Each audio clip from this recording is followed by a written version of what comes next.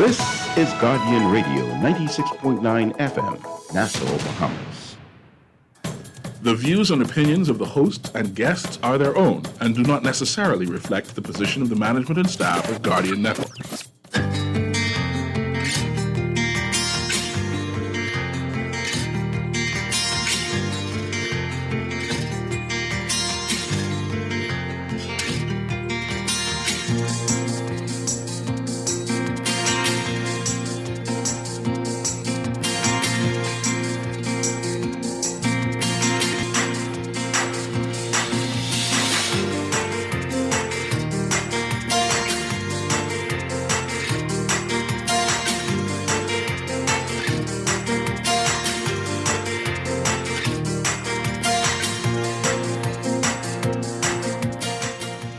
Good morning.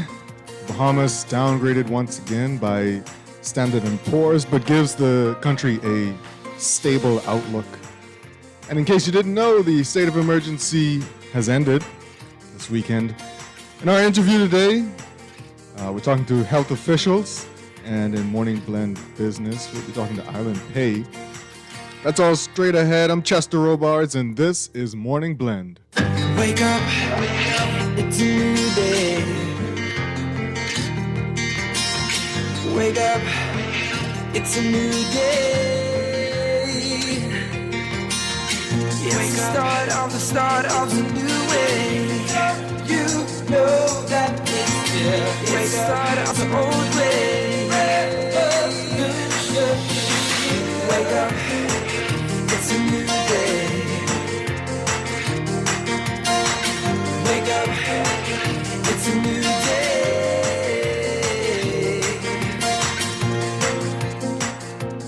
Good morning again, Bahamas. It is Monday, November 15th. This is Morning Blend on Guardian Radio 96.9. Again, I'm Chester Robards. In a moment, Pamela Musgrove will be joining me. Also this morning, we've got another drawing of the Bahamas COVID vaccination raffle. And as I said before, we'll be talking to Island Pay in Morning Blend Business. They've got some big news. But first, it's time for the overnight, the latest breaking news from while you were sleeping, and the top national and international headlines this morning.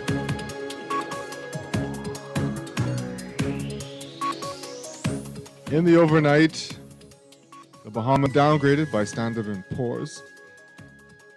It's a second consecutive year that's happened. We've moved from B+ to BB-. However, Standard & Poor's Global did give a boon to the country's financial prospects by moving the economic outlook from negative to stable.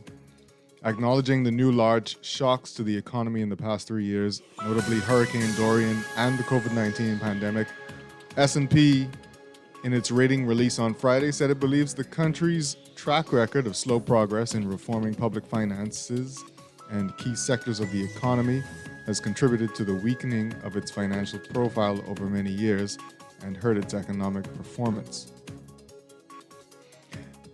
The move follows Moody's Investor Services downgrading the Bahamas' long-term issuer and senior unsecured ratings from BA3 to BA3 from BA2, while maintaining the negative outlook in September.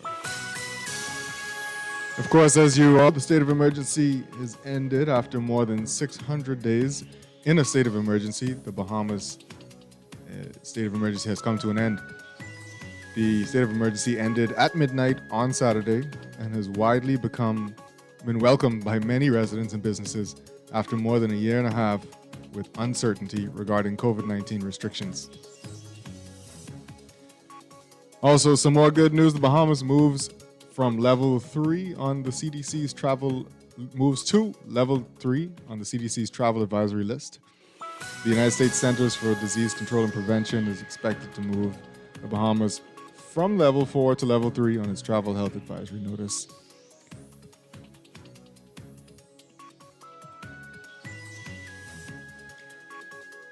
In other news, East Grand Bahama MP Kwesi Thompson told Free National Movement delegates over the weekend that if elected leader of the party, he will consult and he will listen, but he will not be anyone's puppet.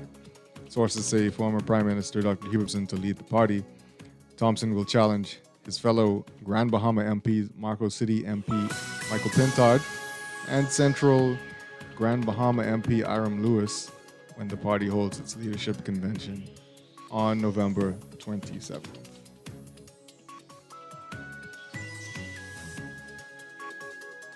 Let's look at your local news headlines overseas.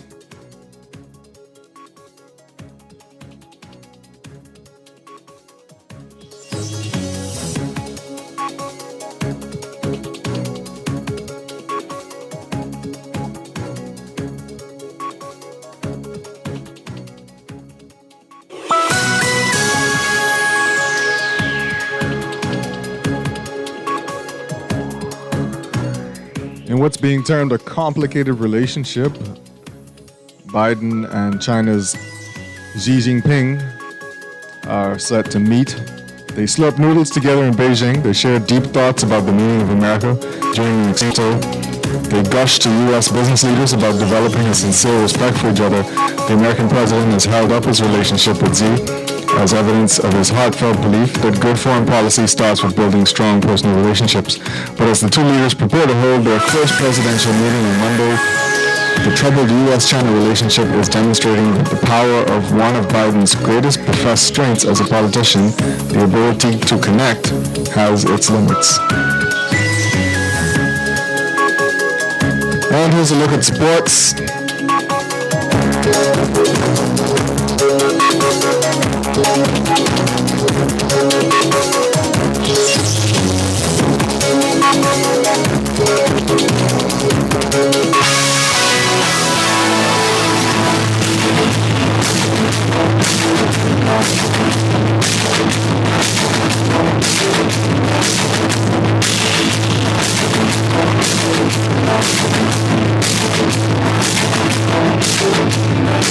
Bahamian Shivano Buddy, shooting guard of the Sacramento Kings, etched his name in history books again, sinking the most three-pointers through 400 games in National Basketball Association history.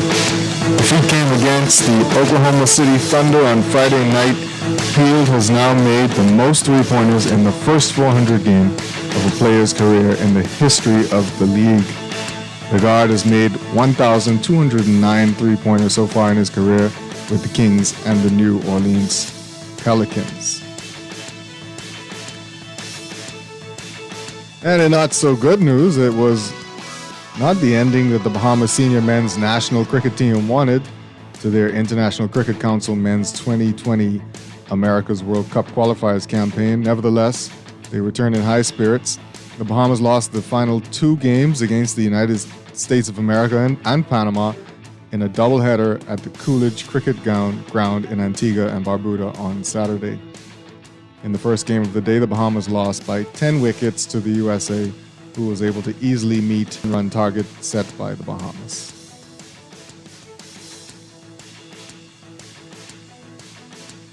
And across the Straits, Patrick Mahomes scrambled away from pressure as he ran toward the line of scrimmage and launched a deep ball that turned a seemingly broken play into a touchdown. The Mahomes of old was back Sunday night, and the Kansas City Chiefs are back at their usual spot atop the division. Mahomes threw 5 touchdown passes and returned to his usual form after a surprisingly shaky stretch this season. And the Chiefs raced past the Las Vegas Raiders 41-14 on Sunday night. That's sports. That's the overnight. Now for your first look at weather.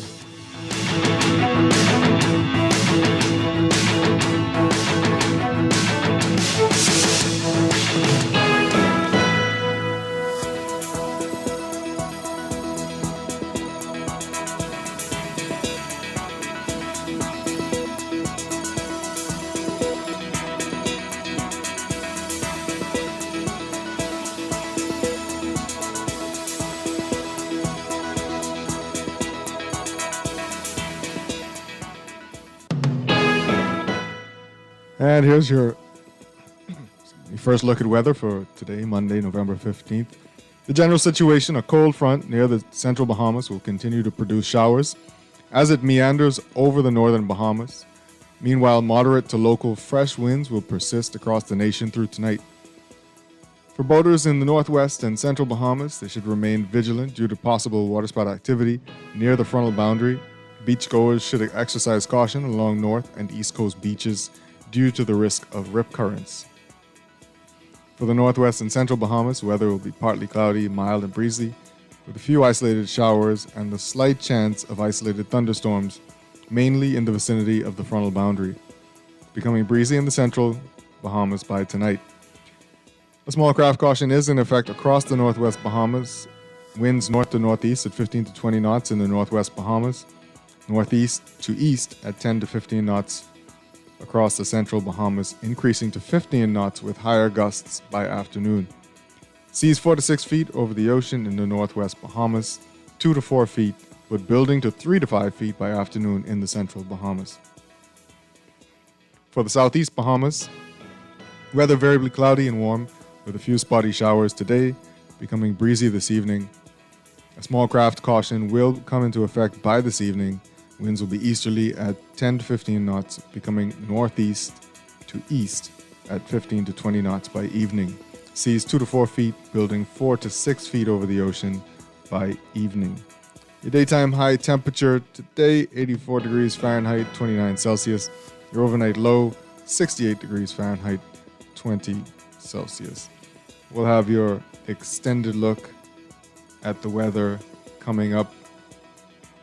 But when we come back, we're discussing some of the top stories today. That's when Morning Banding Radio 96.9, home of fresh news, smart talk, all day.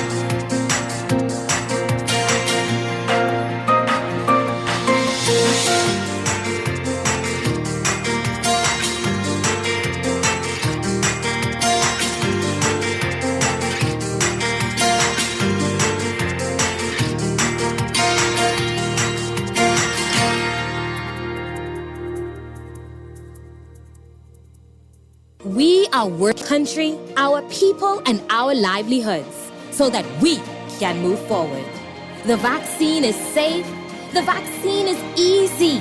The vaccine is essential for our recovery. If we want to rebuild our economy, if we want to get back to our jobs, if we want to get back to our lives, our families, we must do this together. For 38 years, Strachan Commercial Pest Services has provided trained certified technicians while using environmentally safe industry standard products. Pests can devastate your business. Together, we will ensure adequate sanitation standards and safe pest exclusion methods. Uncontrolled pest problems lead to significant financial loss due to food contamination, business disruption, and stock waste. Strachan provides detailed solutions protecting your business and reputation.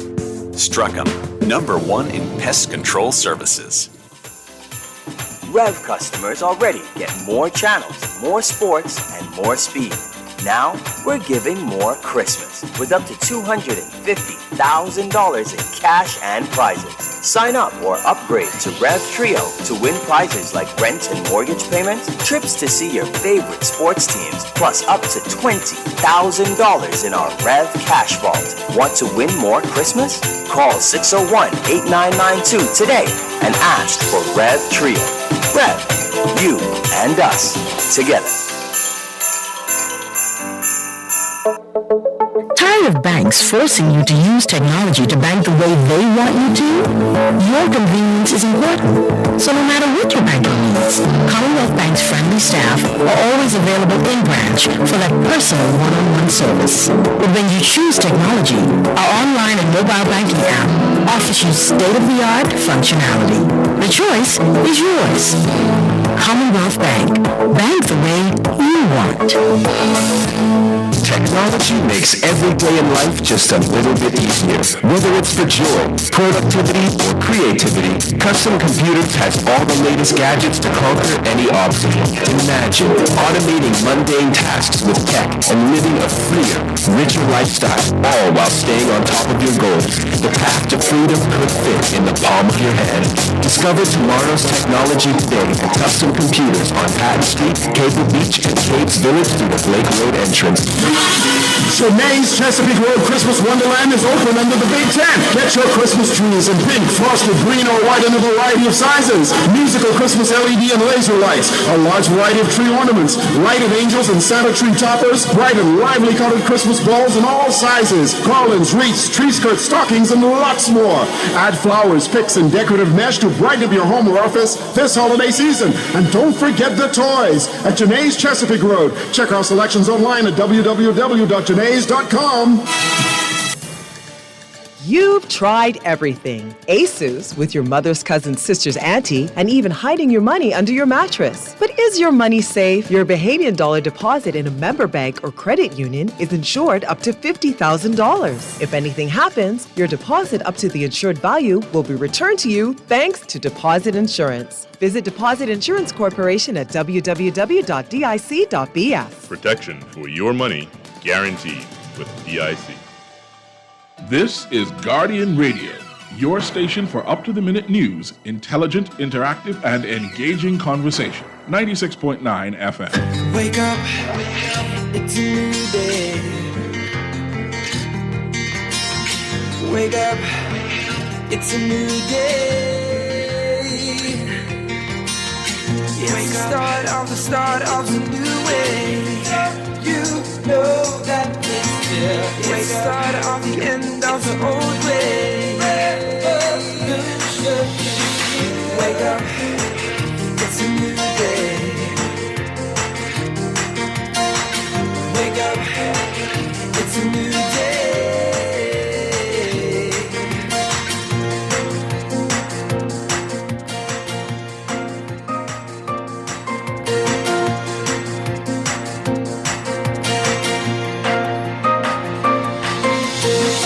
Wake up, it's a new day. Wake up, it's a new day. Wake up, wake up.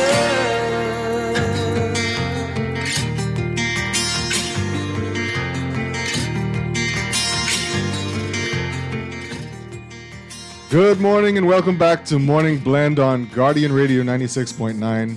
We are streaming live on www.guardiantalkradio.com and the Guardian Radio app for your smart devices, and on your televisions on Cable Bahamas Channel 969 or BTC Flow Channel 612. Guardian Radio is all over social media. We're on Facebook, Twitter, and Instagram. I'm Chester Robards. Joining me now is Pamela Musgrove. Good morning, Chester. Good morning, Bahamas. Good morning. It's good to see you. Good to be here. You can join our conversation today. Tweet us at MorningBlend969 or follow the hashtag MorningBlend. And be sure to like our Facebook page, facebook.com/MorningBlend969. Leave your comments and read what others are saying about the topics on the show.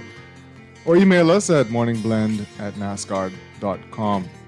You can text us on the Guardian Radio text line powered by BTC. You can text us at 422-GR96. That's 422-4796. Standard text rates do apply. Also coming up this morning, we have more weather and traffic. We also have your business news coming up in Morning Blend Business. That's at 9 a.m. In our 7 o'clock hour, I think we'll be talking about diabetes. Seems. In our 8 o'clock hour as well, we'll continue that conversation. But first, it's time to talk about what's in the news.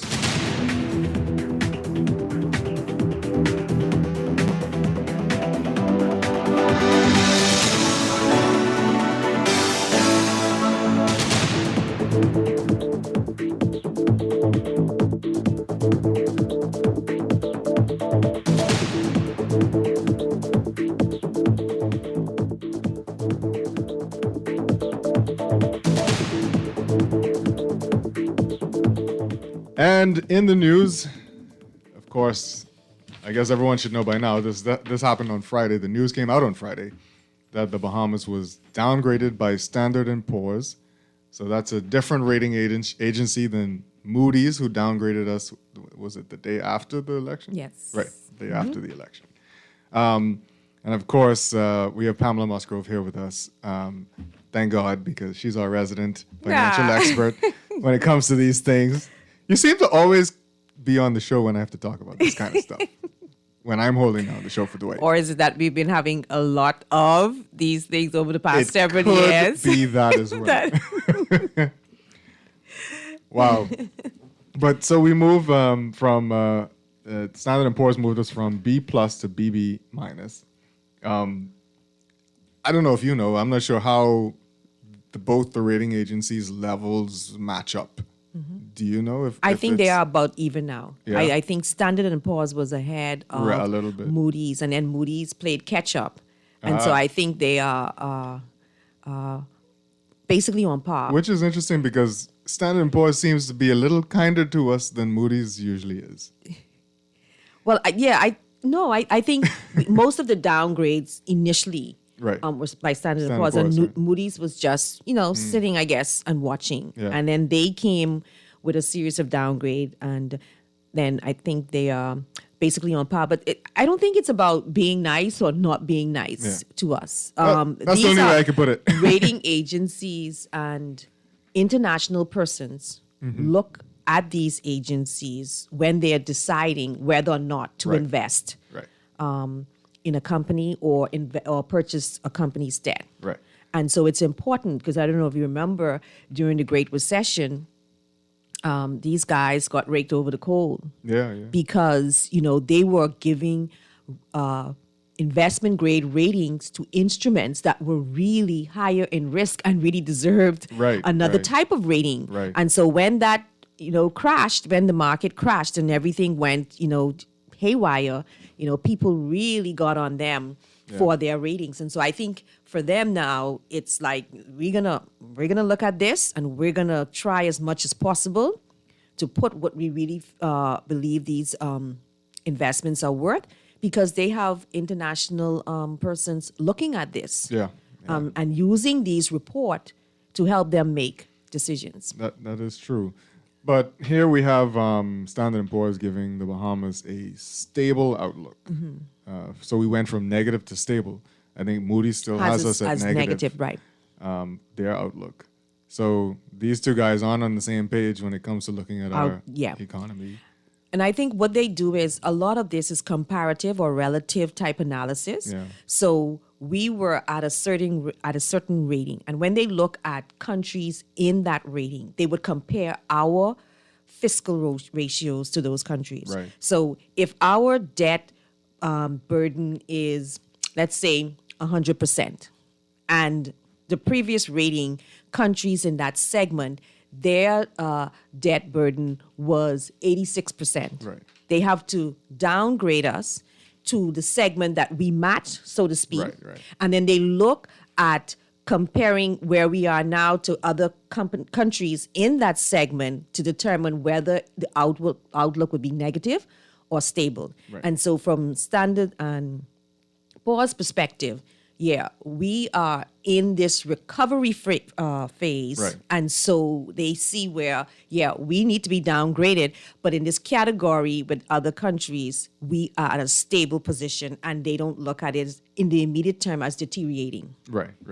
It's interesting. I thought to myself, because, I guess it's their job. This is what they do, right? But in the midst of two serious shocks, it seems that, and all of this is, COVID-19 was a huge shock for the world, but, Hurricane Dorian was, a huge shock for the Bahamas.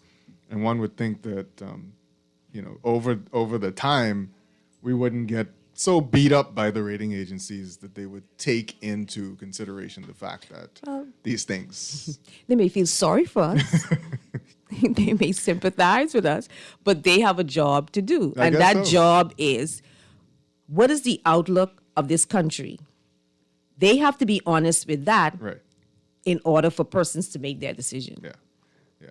So now, as the government tries to put a budget together, and other entities like BPL that was looking at a rate reduction bond, was looking at going to the market to raise some money.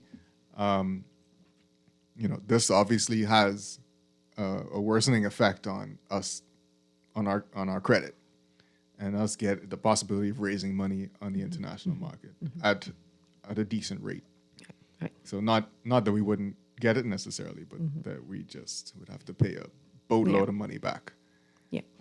And to the S&P's point about the stable outlook, they're saying that the recovery is in play now. So tourism is picking up. Right. And so more tourism dollars are coming in, and it reduced the pressure off of government in terms of having to find those foreign currencies, which we were borrowing to sustain that. Right. But they're saying also that, we have a $1.3 or so billion deficit. Yeah.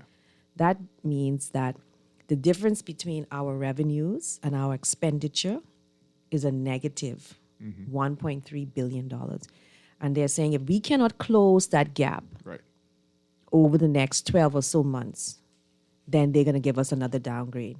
And so just think about it in terms of we are only receiving X amount of revenues, but we are spending $1.3 billion over the revenues that we have received. And so that's the recovery has and the pickup in tourism has put us in a stable position.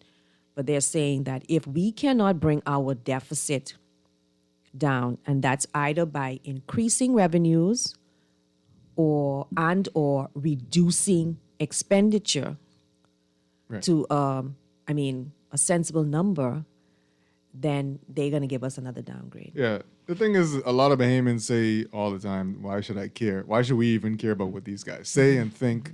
On one hand, we've been getting downgrades and slight upgrades and downgrades and slight upgrades for forever, right? Is it a shock that we're downgraded? Is it, should we worry? You know what I'm saying? These kinds of things sometimes strike some fear in people who don't understand it. But is it, I don't know, is it something that we should worry about? Yeah, to a certain extent, sometimes people may think it's so complicated that they don't pay any attention to it. Yeah. But the reason why we are even receiving these ratings is because we are borrowing. Right. When we go to the market, if we were just borrowing in local currency, S&P, Moody's wouldn't really care about us. Yeah. But we invited them in because we started borrowing foreign currencies. And like I mentioned, investors want to know how they feel about the country. But when we are borrowing so much and when we get downgraded, it just means our debt becomes more expensive. Yeah. So, for instance, if you were in an investment grade, and that's like a stable country or a country with stable financials, then you may borrow at, let's say I'm just using a number, 5%. Right. But then when you go down into junk status, in order to borrow, you may have to pay 10%. Yeah. So your borrowing becomes more expensive. And then those precious dollars that you can use to improve the healthcare system, improve housing, improve education, now have to be diverted to paying debt. Yeah. And you can just look at it in your own personal life. That's true. Right? If you are borrowing and borrowing because, your spending exceeds what you take in your income, then you have to service that debt. You have to pay mortgage. Yeah. And if most of your income goes to paying your mortgage, you're going to suffer in other areas. Yeah. Maybe even foreclose on the house because you cannot afford it. And now the government is saying, to continue to bring it home to yourself, we're gonna try and not go to the foreign market so much to borrow. We're gonna try and borrow locally. So now you're going to your friends and family and not going to the bank. Right. But see, I think, it is a dangerous position that we're in. I think we went from about 20% foreign currency borrowing to now about 40 plus percent. So we are almost equal in terms of foreign currency borrowing and Bahamian dollar. Right. borrowing. The reason why it was done, we may not like that it was done, but the reason why it was done was because we weren't getting the tourist dollars in. Yeah. And so if you're not getting the U.S. currency coming in from the foreign direct investments or from the tourists, the only way you can get it is if you borrow. Right. Yeah. Right? Exactly. And the local market, I don't think it's just as easy to say, well, we're going to borrow local as opposed to foreign, because local citizens are investors too. Right.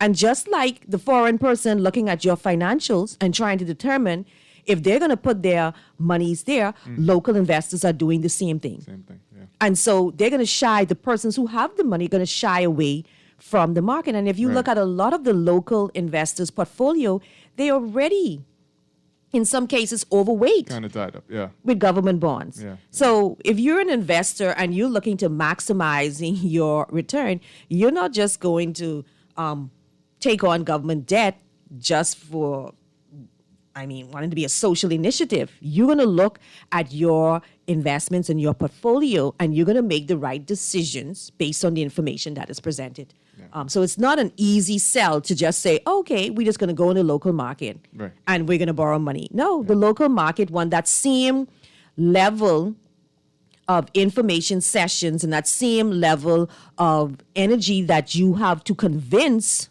foreign investors that they should take up your the country's debt. The local investors want the same thing. Absolutely, quite true. And of course, the government responded to this downgrade. The Minister of Economic Affairs, Michael Halkitis, put out a statement on Friday, and of course, he chucked the blame for the downgrade on the previous administration, saying they failed to implement meaningful fiscal reforms on existing revenue models and ill-conceived debt management strategies. He says, and I quote, the imprudent policy choices related to borrowing over the past 4 years have increased our external indebtedness despite the existing domestic capacity. So they think that this capacity exists. And they said this before. Yeah. We could borrow locally. You seem not so sure that the appetite could be there. I think the reason why that is being said is that because the tourism market is picking up, and that's where we have been receiving most of our tourism, our foreign currency earnings, right? In 2019, I think it was 2019, it was a banner year for tourism. We got our contribution on the balance of payment from travel was $4 billion. Yeah. And then, all of this happened, Dorian, later part of the year, and also with the COVID-19 virus or the pandemic that has really affected us. So, because that is picking up, then the government will have less reliance on foreign currency borrowing. Right. So, it's just working out.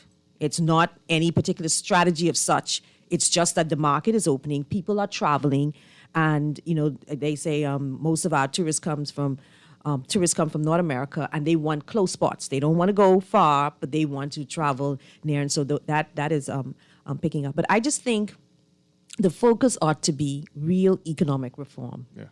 I don't think we are at a place where we should be casting blame. Yeah. I'm not trying to give anybody a pass, but the reason why I say that is because successive administrations have been doing the exact same thing. Yeah. And the results have been the same, the downgrades. Yeah. When we had the Great Recession back in 2007, 2008, the Ingram administration at that point borrowed net $1.5 billion during that 5-year period. Right. Never heard of in the history of this country. Yeah. The Christie administration came in next, right? Net borrowing was $2.8 billion.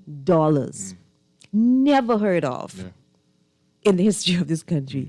And then the Minnis administration, the final numbers are not out, but it will be in excess of $3 billion over the 4.5 year period that they were in. So this is not the time for anybody to be blaming anybody. It may sound good politically, but we really got to dig in and truly find out what is needed to put us on the right path. Because they've all been doing it. And if this administration comes and if this administration does the exact thing that it did in the previous administration, then we're going to get the exact results. And if they don't understand that something needs to change in order for us to dig ourselves out of this, then we're going to be right back here in another 5 years talking the same talk. And that's gospel. We're gonna take a quick break. When we come back, we're gonna switch gears and talk about the state of emergency ending. I'm sure lots of people were happy about that. I saw lots of happy people on the street at big parties. I heard. I haven't seen anything, but I've heard about it. We'll find out what your take is on that when we return.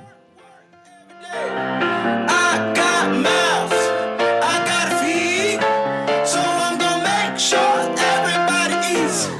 I got bills, all these bills pile up on my desk, they looking like a mouth. All these little kids run around, I can hear their stomachs growl. It's a full moon out, and my girl just keep on howl. Said she gonna leave me if I don't come home with 50,000. Goddamn. This is Guardian Radio 96.9 FM, Nassau, Bahamas. This is AP News. I'm Rita Foley. The jury begins deliberating the charges against Kyle Rittenhouse today in his murder trial after lawyers give their final arguments. Rittenhouse is charged with shooting 2 men dead at a protest in Kenosha, Wisconsin, and wounding a third. The AP's Julie Walker. The case raised questions about racial justice, policing, firearms, and white privilege that polarized people. Rittenhouse sobbed as he testified he acted in self-defense, saying he feared for his life last year during a night of unrest following the shooting death by police of Jacob Blake, a black man. Rittenhouse is white, so were his victims. Prosecutors paint him as a vigilante who came to the protest with a rifle to provoke a response. With the verdict near, the governor put 500 National Guard on standby. I'm Julie Walker. A 9-year-old boy who'd been in a coma for more than a week has now died, the latest person to die after that music festival crowd surge in Houston. The AP's Oscar Wells Gabriel has this. Ezra Blount was just 9 years old. He had been in a medically induced coma since the night of the show after suffering severe damage to his brain, kidney, and liver. His father said he had the boy on his shoulders when the crowd surge hit. Tristan Blount says he lost consciousness, and when he came to, he could not find his son. They eventually found him at a hospital suffering from the very injuries that have now claimed his life. I'm Oscar Wells Gabriel. Packers quarterback Aaron Rodgers is talking about being back on the field after that positive COVID test and quarantine. Most emotions from the whole night was probably walking off the field after the game. Definitely got me a little misty. His Packers beat Seattle last night 17-0. Police in Liverpool, England say an explosion in a taxi outside a hospital that killed a man is being treated as a terrorist incident, but the motive remains unclear. This is AP News. President Biden will sign his infrastructure bill into law this afternoon, more money for roads and bridges included. But what about his domestic policy package? The AP's Jennifer King reports on how that's going. Consumer prices have soared 6.2% over the last year, and the director of the National Economic Council, Brian Deese, acknowledged prices may not fully return to a more normal level until next year. He says the $1.85 trillion package coming to a vote in the House this week will go a long way towards lowering costs for American families. Appearing on CNN and ABC's Sunday talk shows, Deese said the measure includes provisions that will lower the cost of prescription drugs, health care, child and elder care, and housing, and help get Americans back to work. House centrists have said they will vote for the package if an upcoming Congressional Budget Office analysis confirms White House estimates that the bill is fully paid for. The bill faces even bigger challenges in the evenly split Senate over cost, with no votes to spare. Jennifer King, Washington. And I'm Rita Foley, AP News.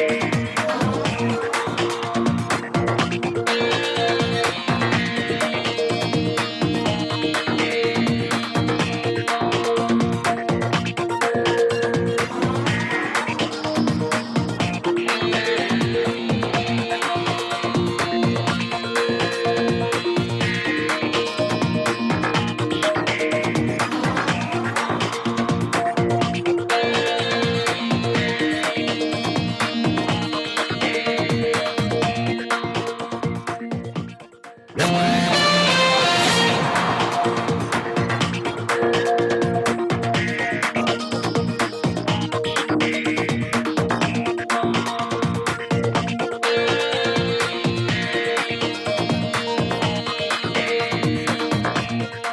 here's your morning blend traffic alert brought to you by RBC Royal Bank.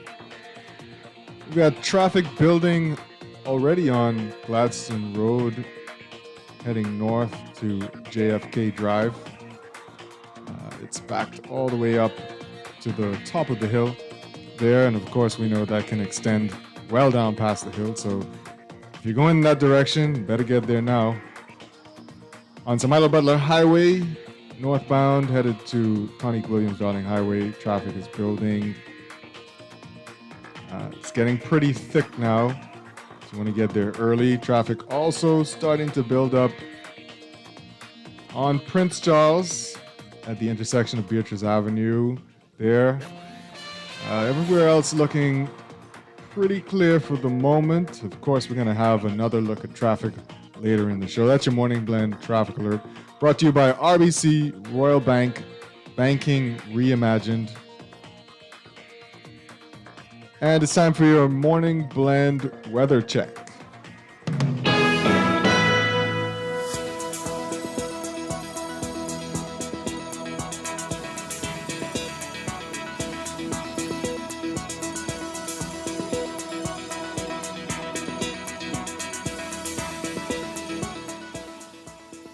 This is your forecast for today, November 15th. The general situation, the cold front near the central Bahamas will continue to produce showers as it meanders over the northern Bahamas. Meanwhile, moderate to locally fresh winds will persist across the nation through tonight. Boaters in the northwest and central Bahamas should remain vigilant due to possible waterspout activity near the frontal boundary. Beachgoers should exercise caution along north and east coast beaches due to the risk of rip currents. For the northwest and central Bahamas, weather partly cloudy, mild and breezy, with a few isolated showers and the slight chance of isolated thunderstorms. Mainly in the vicinity of the frontal boundary, becoming breezy in the central Bahamas by tonight. Small craft caution is in effect across the northwest Bahamas. Winds north to northeast at 15 to 20 knots in the northwest Bahamas. Northeast to east at 10 to 15 knots across the central Bahamas. Increasing to 15 knots with higher gusts by afternoon. Seas 4 to 6 feet over the ocean in the northwest Bahamas, 2 to 4 feet, but building 3 to 5 feet by afternoon in the central Bahamas. For the southeast Bahamas, weather variably cloudy and warm with a few spotty showers today, becoming breezy this evening. Small craft caution will come into effect by this evening. Winds easterly at 10 to 15 knots, becoming northeast to east at 15 to 20 knots by evening. Seas 2 to 4 feet, buildings 4 to 6 feet over the ocean by evening. Your daytime high temperature today, 84 degrees Fahrenheit. Your overnight low temperature, 68 degrees Fahrenheit.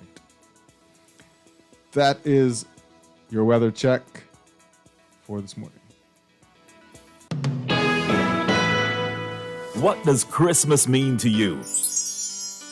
What about the joy and satisfaction you get in starting the home projects you've wanted to do all year?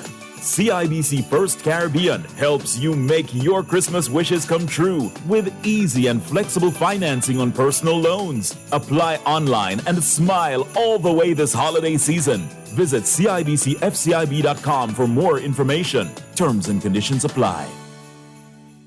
When engaging in physical activity, it is normal for the body to get tired and fatigued. In the same way, COVID-19 has brought on fatigue, but we must not give up the fight. Wear your mask over your mouth and nose, stay at least 3 feet apart from others, wash and sanitize your hands often, and avoid touching your face. Together, we will win. This message is brought to you by the PAHO WHO Bahamas and Turks and Caicos Country Office, the Ministry of Health, and the Healthy Bahamas Coalition. Technology makes every day in life just a little bit easier. Whether it's for joy, productivity, or creativity, Custom Computers has all the latest gadgets to conquer any obstacle. Imagine automating mundane tasks with tech and living a freer, richer lifestyle, all while staying on top of your goals. The path to freedom could fit in the palm of your hand. hand.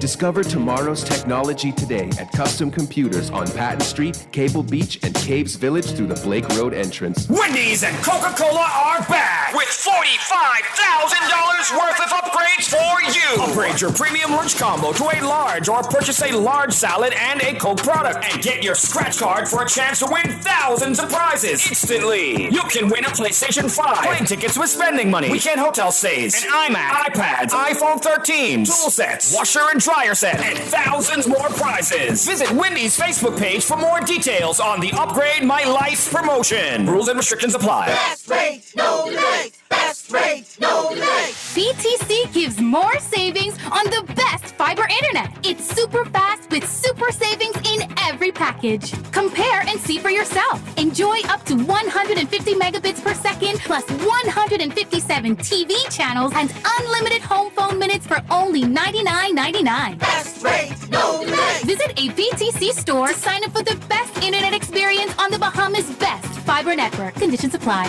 This is Guardian Radio, your station for up-to-the-minute news, intelligent, interactive, and engaging conversation. 96.9 FM.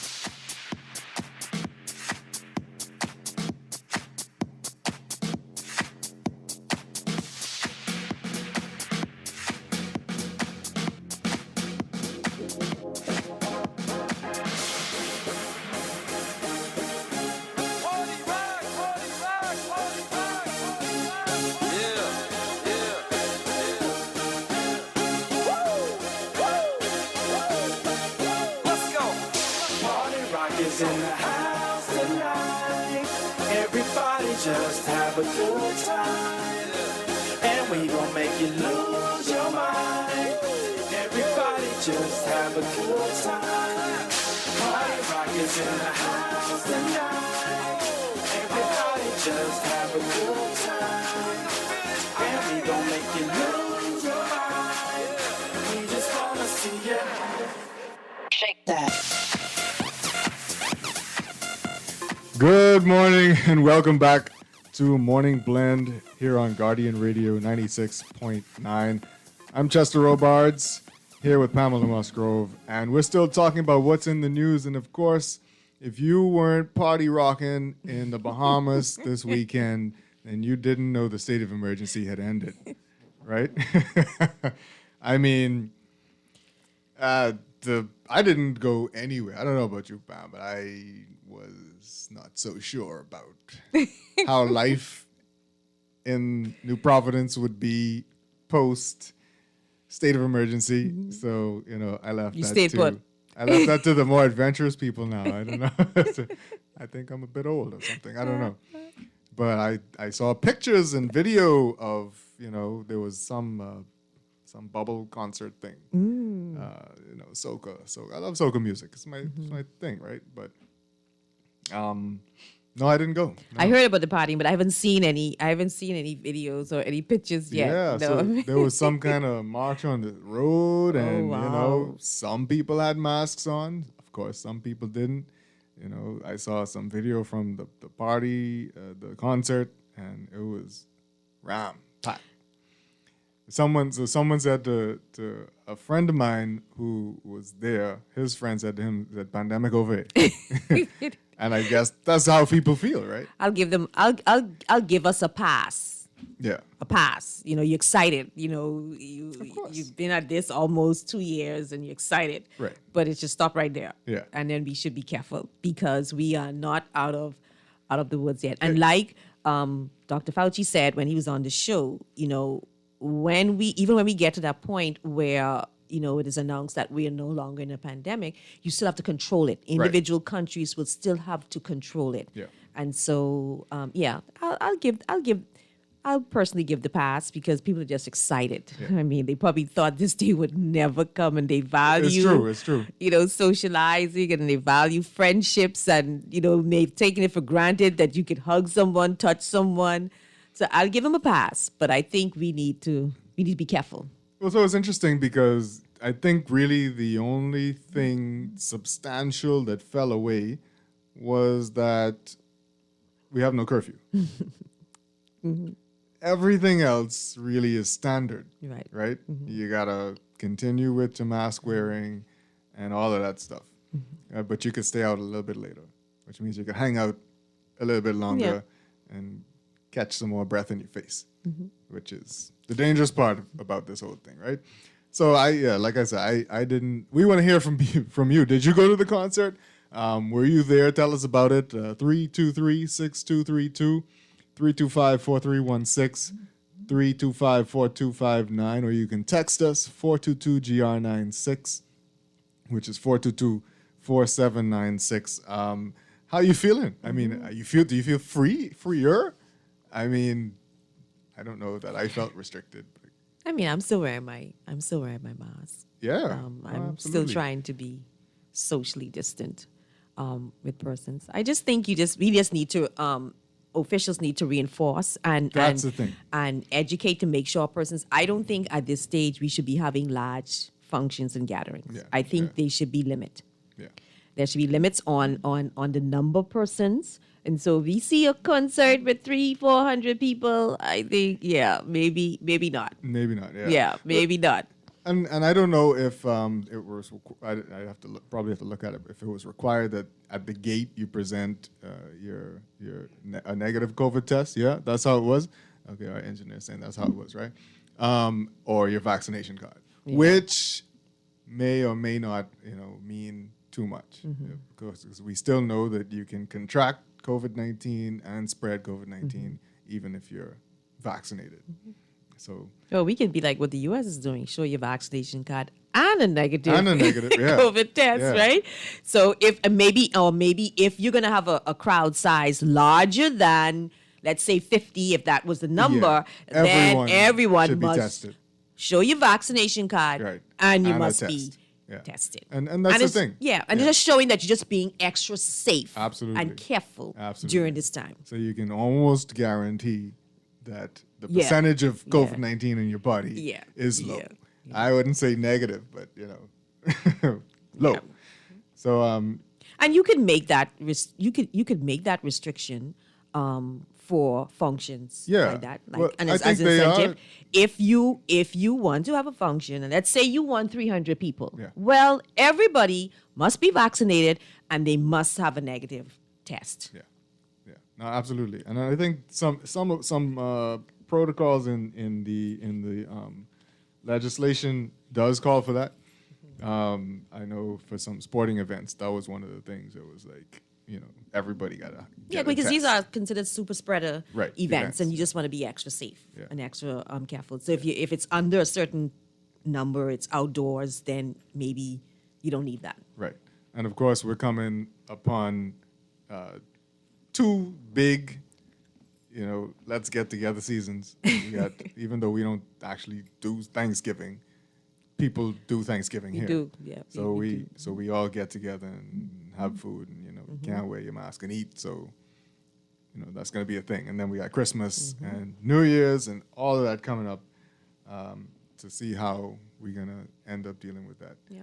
But if things remain the same, I think we're going to have some huge parties. I'm going to say that was a one-off. That was You a think one-off. so? Yeah, that was a one-off. After the announcement. You think the officials are going to step in now and be like, Friday was the 13th, right? Friday was the 13th. It ended on Friday, and people were just excited. And they were just, overwhelmed that, this finally looks like it's coming to an end. Saturday it ended, yeah. Saturday was the 13th. The 13th was Saturday, okay. Yeah. So they were overwhelmed, and so I think that was a one-off. I'm gonna believe that was a one-off, and then going forward, we're gonna act accordingly. Yeah.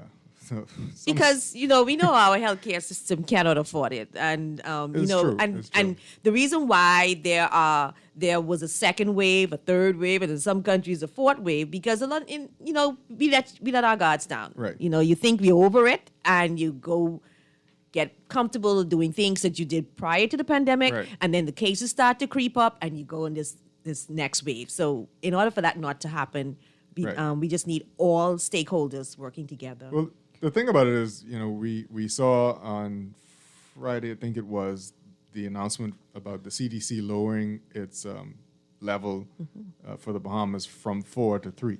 And we talked about that, well, at least if you read the newspaper, we were talking about that all week last week.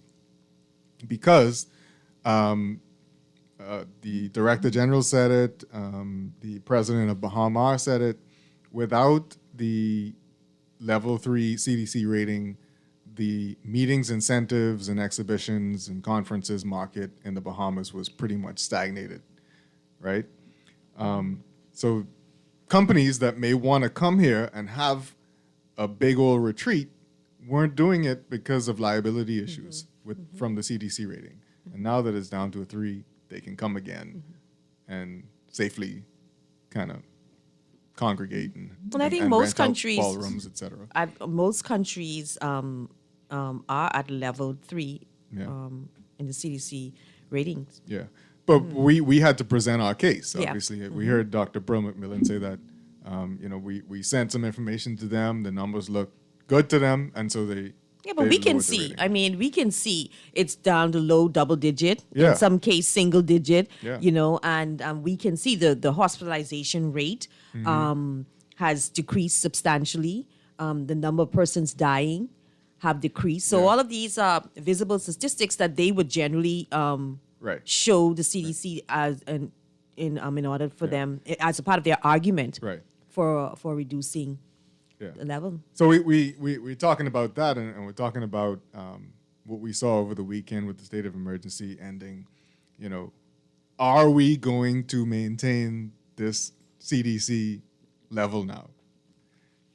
And this is what, like you said, Dr. Fauci talked about. This is what we've been talking about from the beginning. We have to take care now of the levels of COVID-19 in the country personally. Like, it's everybody's personal responsibility now to control the level of COVID-19 in the country. And are we going to do that effectively without this state of emergency? But then we also need... Are we going to behave? Yeah. But then we also need the officials to be, just flooding the airwaves and the social media platforms with educational tools, reminding persons.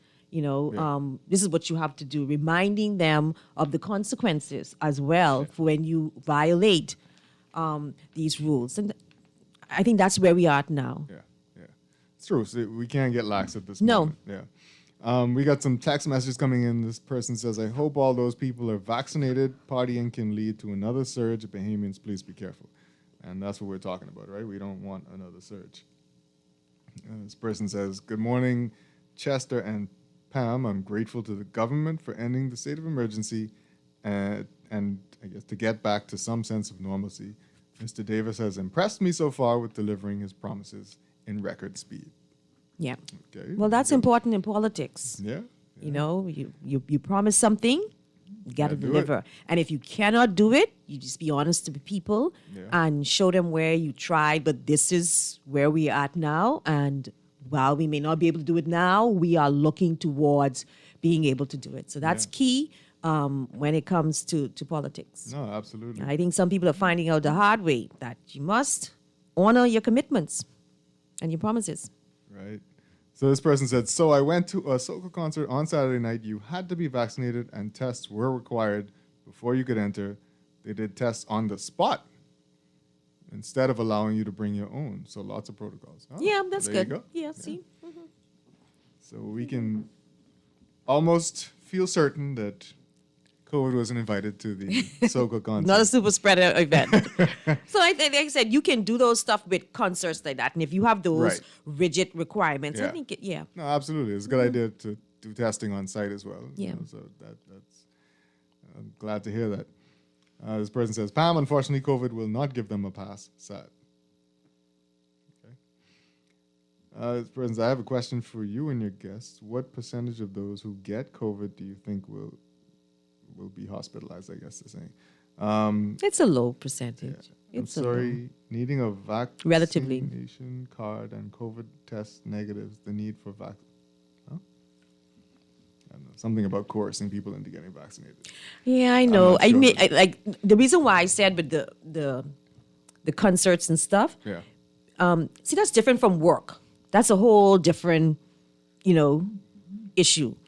Making it mandatory for people to be vaccinated in order to appear to go to work. I think that's I don't think we should be doing that. But this is a concert. You can go or you can stay home. Right. It's optional. That's true. Right? And so I think you can get away, in my personal opinion, with rigid restrictions like that during this time. But on the work side, no, I think we shouldn't be getting into work needing to be vaccinated in order to go to work. Right. And we've heard about that too. We heard the Minister of Health and Wellness. I'm so glad he's wellness as well. That's Finally good. get some wellness here. I want to see some more wellness stuff going on. No, we're talking about diabetes soon, yeah. so But some stuff coming from them. I want to see some wellness stuff. But definitely gotta continue to be careful. This text message says, "Good morning, Chester and Pamela. Businesses have vision statements that motivate and guide passion in the business. The vision also reduces the loss of energy and resources chasing in every direction. As a country, what would you say is the vision of the Bahamas collectively is united and passionate about? The vision that sets our direction and can reduce our waste of billions of dollars when governments change." Great show. yeah. And I say to that text, so we need one. Yeah. We need one. The focus should be on what that vision is, and Right. no matter who is in office, you can pursue it. You could take different paths to pursue it, but Right. then you can also pursue it. And to that point, I just want to go back to the downgrade. See, what we need is a job-rich recovery, Chester. There's no getting around it. I know from the government perspective, they look at taxes. They look at how they can get more revenues because they believe that they get more revenues, then it will be higher than their expenditure, their deficit will be low, and then their borrowing will be lower. But that cannot come without a focus on growth. And I'm talking about diversified growth that will yield diversified jobs, not just the 300 or so construction jobs for these resorts, Right. or not just the hotel workers' job. And you heard it said, and I think last week, where it was said that the hotels will not go back to the levels, Right. the pre-employment level, pre-pandemic employment levels. They're gonna look to do more with less. Yeah. And so if we are only providing hotel and construction jobs, and they're already saying that they're not gonna, go back to the levels prior to the pandemic, yeah. then how are we going to generate the level of economic growth in order to improve the revenues? Right. And like we said off air, it's a bit scary that, due to COVID-19, a lot of people weren't attending school. Yeah. And when we see this next graduating class, what is that going to look like? Are these people going to be able to enter the job market, and make some meaningful contribution? Will people even look at them? So, I watched a program a couple of weeks ago on Sky News in the UK where they sponsored this big business, conference, so to speak, talking about, in the aftermath of the pandemic, how do we get businesses, to, I guess, dream big and improve employment in the country. And I think we need something like that. We need where we have our business leaders, in addition to government officials, stakeholders, talking about this economic model and how we can improve it so that we can provide a diversified job pool in the country. We need businesses on all sectors to be growing. Yeah. You know? And we're looking forward to a growing tourism sector. And we always hear about the gaps that we have there, where people can start businesses associated with tourism, tours, little things like that, things that may not take a bunch of money to start up. The Access Accelerator Small Business Development Center is still, creating funding avenues for people. So, see, and those things may seem little, but they're big. Yeah. See, I think when we look at our tourism product, we just have to split it up a bit, right? There's the government, and then there is the economy. Right. They're different, Yeah. See, the government is focused on its revenues. So when we have more cruise ship passengers coming in, each one of those cruise ship passengers will pay the government directly $18 in taxes. So the government is excited because it's getting $18 per head in tax. Yeah. But see, that cannot save us. Right. What we need on the economic front is we need more Bahamians involved in the industries so that when the tourists come here, they are supporting Bahamian businesses, and that money stays into our economy to help build and grow the economy. Right. And that's why we need businesses involved and not just government, because government on all they're concerned about is their taxes. They want more taxes. If it means taxing you here or taxing you there, we get more revenues. But we know if you just focus on taxing, then you're going to impede growth. And so we need now to bring in other people to see how we can get job creation that will encourage when tourists come to our country, they will leave those monies here, and that will help with building our reserves and our economic growth. Absolutely, absolutely. Get some more of your text messages here. Good morning, Morning Blend. The event that went down this weekend was totally unacceptable. Are people forgetting that our medical resources, hospitals, etc., are still in the same situation? Going forward, we have to be mindful. It's quite obvious that a number of people aren't responsible in regards to this fight against COVID. If this went down this weekend, you can imagine what's to come for the Christmas season. Well, they said if they're talking about the concert, they said you had to be vaccinated and you had tested. to have a negative test. So I think that's assuring. And tested on site. Yes, which means, that was I think was reassuring, a bit reassuring. This person says, I attended the event, was well organized. Persons attended to show a negative test, was being conducted on site, same thing. So there were sanitation stations throughout. In my view, it was much safer than most food stores. Okay. And we have a lot of functions where there's none of that going on, That's and you have a true. lot of people gathered together. That's true. This person says, ever since the new government came into power, the country's become loose and gone wild. Okay. All of this just to please the majority. Well, yeah. Be careful, Bahamians. We are not out of the woods yet. Yeah, and that last statement is good. Yeah. Be careful, we are not out of the woods. But we cannot stay locked down. We cannot stay locked down. And then when the WHO announced we're out of the pandemic, then we say, okay, yeah, now you can go about your business. We have to gradually move towards that point. Yeah. This person says, we had to open one day. Yeah. I personally don't think curfews have any effect. My only hope is that no one behind the scenes did it for personal business reasons. There are still risks. One, an antigen test can be a false negative. And two, our most deadly risks are at the borders from Bahamians or tourists bringing strains we haven't been exposed to. The truth is the risk will escalate when we go down to 3 or lower because more people could cross the border and more people will, right? And yeah, the worry about the false negatives in the antigen tests and even the government saying they're trying to track down some fuddy-duddy tests is worrying. Yeah. You know, that and I think we're always going to have to worry about that. But our borders have always been opened. Yeah. Oh, yeah. You didn't have to be vaccinated. You can come from anywhere. I think the only country that was restricted was Haiti. But I think you could come from anywhere into the country without being vaccinated. You needed a negative antigen COVID test, but we were always open. Yeah, it's true. It's true. Emergency powers are over. Welcome back to democracy, Bahamas. Welcome back to democracy. Okay. Yeah, we're going to take a quick break, and when we come back, we're going to switch gears. We're talking about diabetes. Yeah. So that's when we return.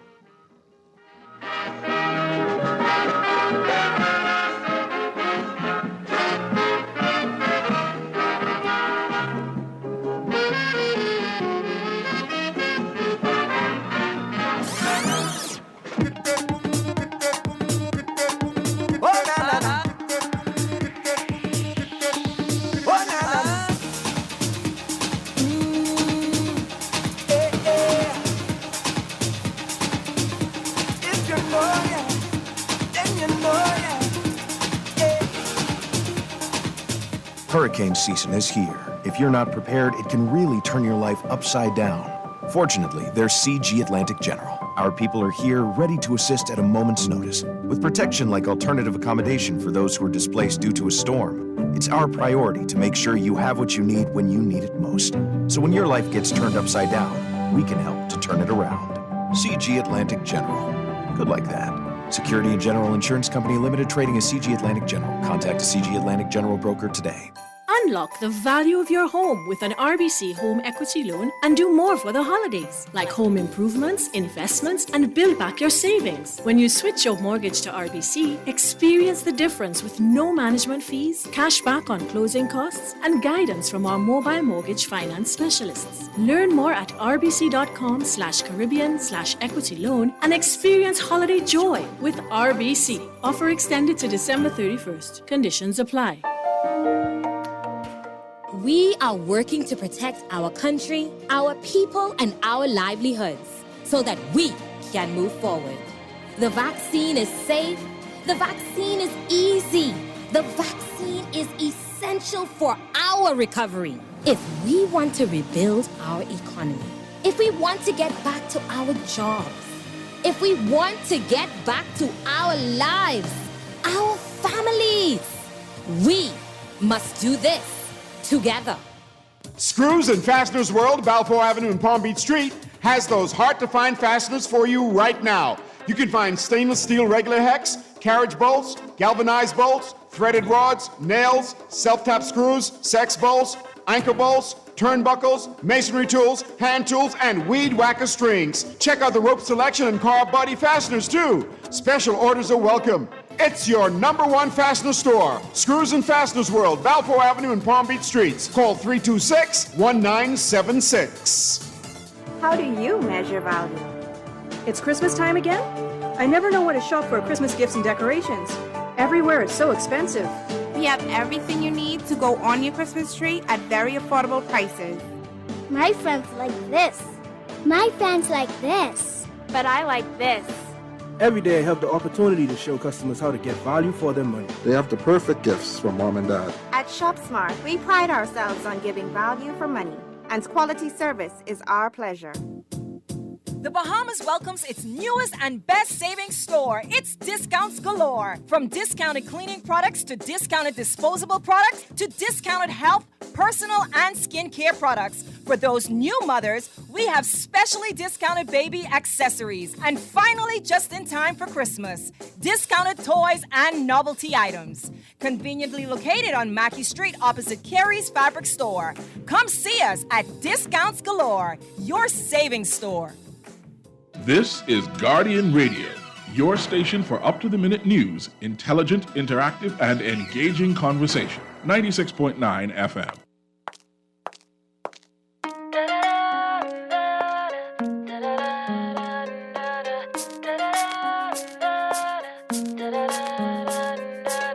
Hurry up and wait. So close, but so far away. You always dreamed of, close enough for you to taste, but you just can't touch. You wanna show the world, but no one knows your name yet. You wonder when and where and how you gonna make it. You know you can if you get the chance. In your face, seems the door keeps slamming. Now you're feeling more and more frustrated, and you're getting all kind of impatient. Waiting, we live and we learn to take one step at a time. There's no need to rush. It's like learning to fly or falling in love. It's gonna happen, yeah, it's supposed to happen, that we find the reasons why. Good morning and welcome back to Morning Blend. I'm Chester Robards along with Pamela Musgrove.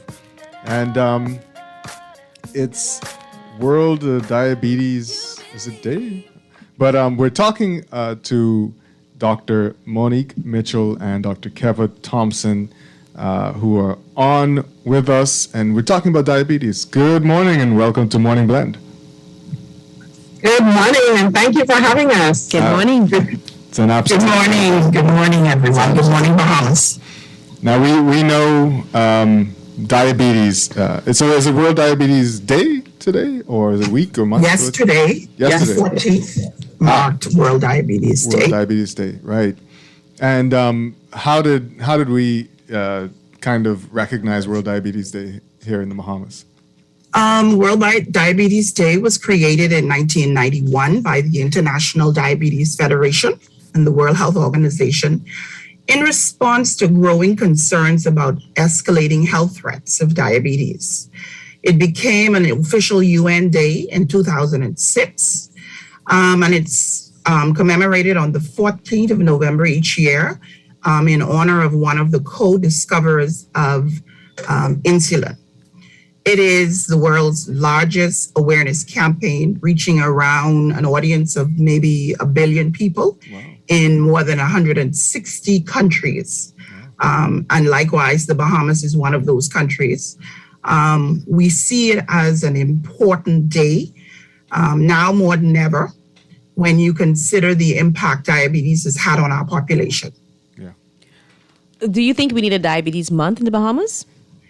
Perhaps when we look at the data, and I'm going to speak specifically about the data and allow my colleague to jump in and talk about the clinical aspects of it. In 2006, we marked our prevalence of diabetes around 6%, and 15 years later, it had doubled. And so a month sounds like it. And then, because of the COVID pandemic, we've had disruption in services where we were, focused on COVID, trying to protect our most vulnerable. And so persons have not returned to the facilities. And because of that, we are seeing persons that may not have control of their disease. And so it's vital that we recognize that we need to come back. It's safe to come back to the health facilities. And you need to come back and get tested and know where you are in your disease. So if we were to use a scale of, let's say, 1 to 5, with 5 being very serious, where would you place the Bahamas on that scale as it relates to diabetes? I would place the Bahamas at a 5, and I'll tell you why. Back to the numbers. So in the Bahamas, the diabetes represent the 4th leading cause of death behind ischemic heart disease, stroke, and hypertension. But when we consider the combination of death and disability, it comes in at 2nd. So it's a major, major, major factor in the health or the non-health of Bahamians. Right. That's why I think we need a month to talk about diabetes. Is the education surrounding, and I think that's why Pam is saying a month, but is the education surrounding it enough? Well, with everything, we need more and more education. I think right now the struggle is to have persons recognize that it's safe to come back to the health centers. The Ministry of Health and other health providers have gone to great lengths to ensure that when you come in, you're safe and your exposure level is within reason. And, if you're out there not taking your medication, we're all under a lot of stress. And so it's really vital that we have persons come in, and I'm speaking about the diabetics. Right. And if we shift focus and we think about persons that are not diabetics, we're all in need of losing a lot of pounds. So obesity also plays a major role in us becoming diabetic. So the amount of processed food we eat and the sedentary lifestyle also clocks into our diabetes profile. Right. And I'll shift to Dr. Mitchell and let her get into the clinical aspects of diabetes. Right. Good morning again. Good morning again. Good morning. Excellent. Thank you for having us. Thank you. And yes, I agree with my colleague, Dr. Thompson, that we definitely, I would say 5 as well, because of those reasons that she said. And one of the things that I want to specifically talk about is our risk and how persons would find out about that. But before I go to that, we didn't mention that the symbol for diabetes is the blue circle. It's a light blue, sky blue circle, and that was adopted in 2007. And really, why is that important? It's a global symbol of diabetes awareness, and it is, the blue is from the sky. And so no matter where you are on the planet, you see the sky. And so it joins, it brings all persons as diabetics and all of us as persons concerned about diabetics together. And so the theme for this year, for 2021 to 2023, in fact, is access to diabetes care. If not now, when? And that's an important question because Dr. Thompson just mentioned that how COVID really disrupted a lot of our services. So it's important that all persons who are diabetic receive the care. But before we go into the care part, let's talk about basics. What is diabetes? Yeah. Diabetes is a chronic metabolic disease. So everybody has a pancreas, and that's a small organ that's in our abdomen. And the purpose of that organ is to produce insulin. When we eat food, especially food from starches like bread, rice, potato, that type of food, carbohydrates really, that food turns into glucose as digestion occurs. And that glucose is what fuels our body. That you put gasoline in your car, but glucose is what our bodies run on. It feeds the brain, the muscles, and everything so that we can work and live and do the things that we need to do. So diabetes is when we do not either one, have enough insulin produced. That is type 1 diabetes, when persons produce no insulin. So in fact, they would have to get an insulin shot every day. Type 2 diabetes now is a little bit different. Sometimes persons don't have enough insulin. Sometimes they're producing too much insulin, but the body is not responding to that insulin. And so in worldwide, type 1 is about 10%, 5 to 10% of the diabetics. And then type 2 is about 90% of the diabetics. And of course, that's the largest amount of diabetics we have here in the Bahamas as well. And Dr. Thompson mentioned a couple of minutes ago about obesity. And that is something that, we're struggling with in our country majorly. The last 3 or 4 step survey, which is a national survey that we do along with the rest of the world. And every time we've done that survey, our amount of persons who are obese and overweight and obese continues to increase. And so that definitely contributes to the amount of persons who are at risk and who are developing diabetes. And so it is very, very important that we know our risk factors. And some of those risk factors include, of course, our weight. It includes our genetics. Okay, it's more common in persons of black of African heritage, people of color, and also our activity. Okay, a lot of us are sedentary. We're not getting at least 30 minutes of exercise every day that we should get, and as a result of that, it's putting us at high risk. And then our diet. We just eat a lot of processed food. We eat a lot of heavy starches. We eat a lot. We eat late. We eat too much, generally. Excessive amount of foods. And so all of those factors contribute to it. And so I also want to mention gestational diabetes, which is another major category. And this is for ladies, when they're pregnant, they tend to get diabetes during that time. Right. And why this is important is because it increases their risk later in life to actually develop diabetes. So those are the basic 3 types of diabetes. Go ahead. So gestational diabetes is only during pregnancy? Yes, during pregnancy, because, during all the hormonal changes and everything, the weight gain, everything that's occurring during pregnancy, it increases the blood sugar and it, tip them over into diabetes. But that's usually well managed during the pregnancy. And oftentimes when they have the baby, it'll go away for a while, but it does increase the risk of them getting the gestational diabetes later in life. Getting diabetes later in life. Yes. So is diabetes considered a silent killer? A silent killer? Mm-hmm. Not necessarily silent. It's pretty known. Because sometimes persons can have diabetes, but they don't know until something serious occurs. As a personal story, my father died over 20 years ago from complications brought on by diabetes. And he didn't know, he wasn't overweight or anything, but he didn't know he had it until he went to the hospital to do a procedure. And then when they checked, they were like, okay, you know, your blood sugar high. Yeah, this is high. Yeah. And so they wanted to put him on insulin, but he didn't want the insulin. So he got the pill. He took the pill for it. And so he had diabetes for about 20 or so years.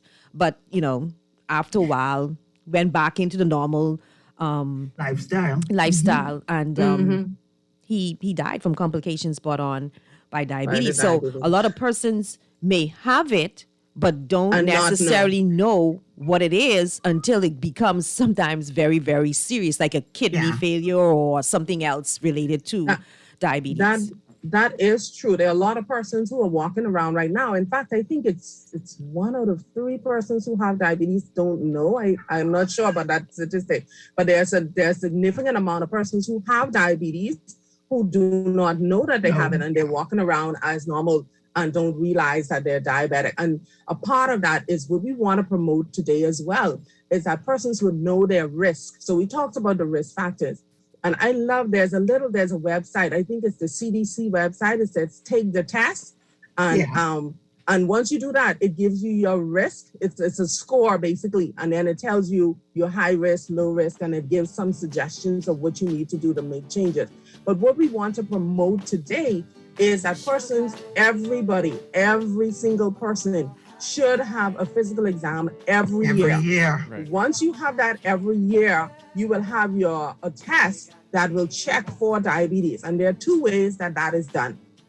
One, they will do a fasting blood sugar. And this is a test that checks your blood sugar first thing in the morning after about 8 hours of fasting overnight. Right. And then the second test is called a HbA1c, a hemoglobin A1c. And that test I prefer that one because it actually tells you what the blood sugar, the average blood sugar has been over the last 3 months. Okay. And so with that, there's no way to fake those results, and it tells you the absolute number. And, so it tells us. Dr. Thompson, Dr. Mitchell, we got to break for the news, but stay with us. We'll be back on the other side and continue this great conversation. All right. No problem. Okay.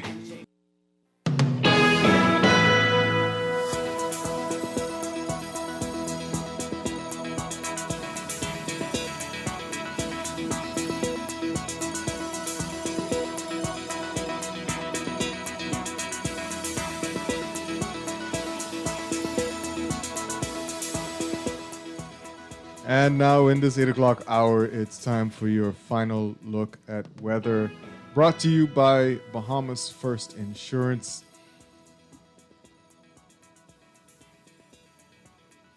The general situation, a cold front near the central Bahamas will continue to produce showers as it meanders over the northern Bahamas. Meanwhile, moderate to locally fresh winds will persist across the nation through tonight. Boaters in the northwest and central Bahamas should remain vigilant due to possible waterspout activity near the frontal boundary.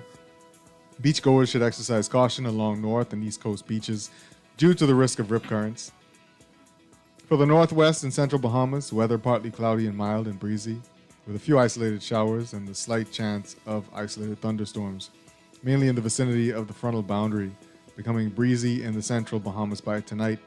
A small craft caution is in effect across the northwest Bahamas. Winds north to northeast at 15 to 20 knots in the northwest Bahamas, northeast to east at 10 to 15 knots. Across the central Bahamas, winds increasing to 15 knots with higher gusts by afternoon. Seas 4 to 6 feet over the ocean in the northwest Bahamas, 2 to 4 feet, but building 3 to 5 feet by afternoon in the central Bahamas. For the southeast Bahamas, weather variably cloudy and warm, with a few spotty showers today becoming breezy this evening. A small craft caution will come into effect by this evening. Winds easterly at 10 to 15 knots, becoming northeast to east at 15 to 20 knots by evening. Seas 2 to 4 feet, building 4 to 6 feet over the ocean by evening. The daytime high temperature for today, 84 degrees Fahrenheit, 29 degrees Celsius. Your overnight low temperature, 68 degrees Fahrenheit and 20 degrees Celsius.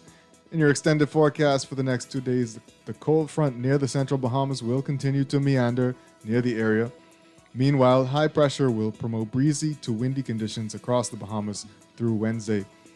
The forecast for Tuesday, weather partly sunny and breezy to windy with isolated showers and slight chance of an isolated thunderstorm, mainly near the frontal boundary. Winds northeasterly at 15 to 25 knots over the northeast-northwest Bahamas, northeast to east at 15 to 20 knots in the central and southeast Bahamas.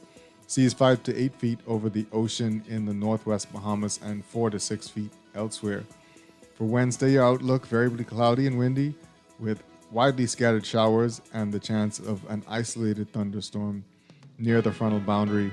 Winds northeast to east at 15 to 25 knots. Seas 5 to 8 feet over the ocean. The tropics remain quiet and tropical cyclone formation is not expected through the next 5 days. That's your weather check brought to you by Bahamas First Insurance. What's first for you comes first for us. And it's time for your morning blend traffic alert. That's brought to you by RBC Royal Bank.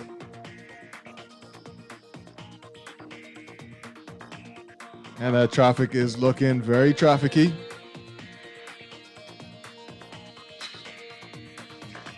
You've got traffic backed up on Sir Milo Butler Highway from Tonique Williams Darling Highway all the way back to Fire Trail Road. That's the northbound lane.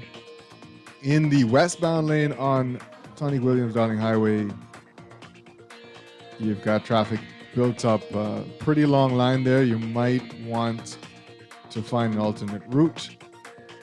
I like the route by the stadium if you want to get around that. On Carmichael Road, traffic building up to eastbound to Blue Hill Road. And that traffic northbound to the highway is bumper to bumper. If that's your normal morning commute, wow. Prince Charles Drive at Beatrice Avenue, Prince Charles Drive westbound. Traffic has built up all the way back close to Winters Drive. So you might want to try and find an alternate route there. Of course, on the Eastern Road, westbound, traffic is built up all the way back past. Oh my, what's happening on the Eastern Road today? It's all the way past St. Anne's, Fox Hill Road, past San Souci. Traffic is built all the way up there. We don't know what's going on there, but if you can avoid that road, I guess you could try Prince Charles today. That might be a good option. That's your morning blend traffic alert brought to you by RBC Royal Bank, banking reimagined. RBC can help you wrap up the year with holiday joy with an affordable auto financing package. Take advantage of up to 100% financing, competitive interest rates, extended repayment terms, backed by our mobile auto RBC sales experts who will meet with you safely at your convenience. Find out more at rbc.com/Caribbean/autoloan and experience holiday joy with RBC. Offer extended to December 31st. Conditions apply. Best rate, no delay. Best rate, no delay. BTC gives more savings on the best fiber internet. It's super fast with super savings in every package. Compare and see for yourself. Enjoy up to 150 megabits per second plus 157 TV channels and unlimited home phone minutes for only $99.99. Best rate, no delay. Visit a BTC store to sign up for the best internet experience on the Bahamas' best fiber network. Conditions apply. How do you measure value? It's Christmas time again? I never know where to shop for Christmas gifts and decorations. Everywhere is so expensive. We have everything you need to go on your Christmas tree at very affordable prices. My friends like this. My fans like this. But I like this.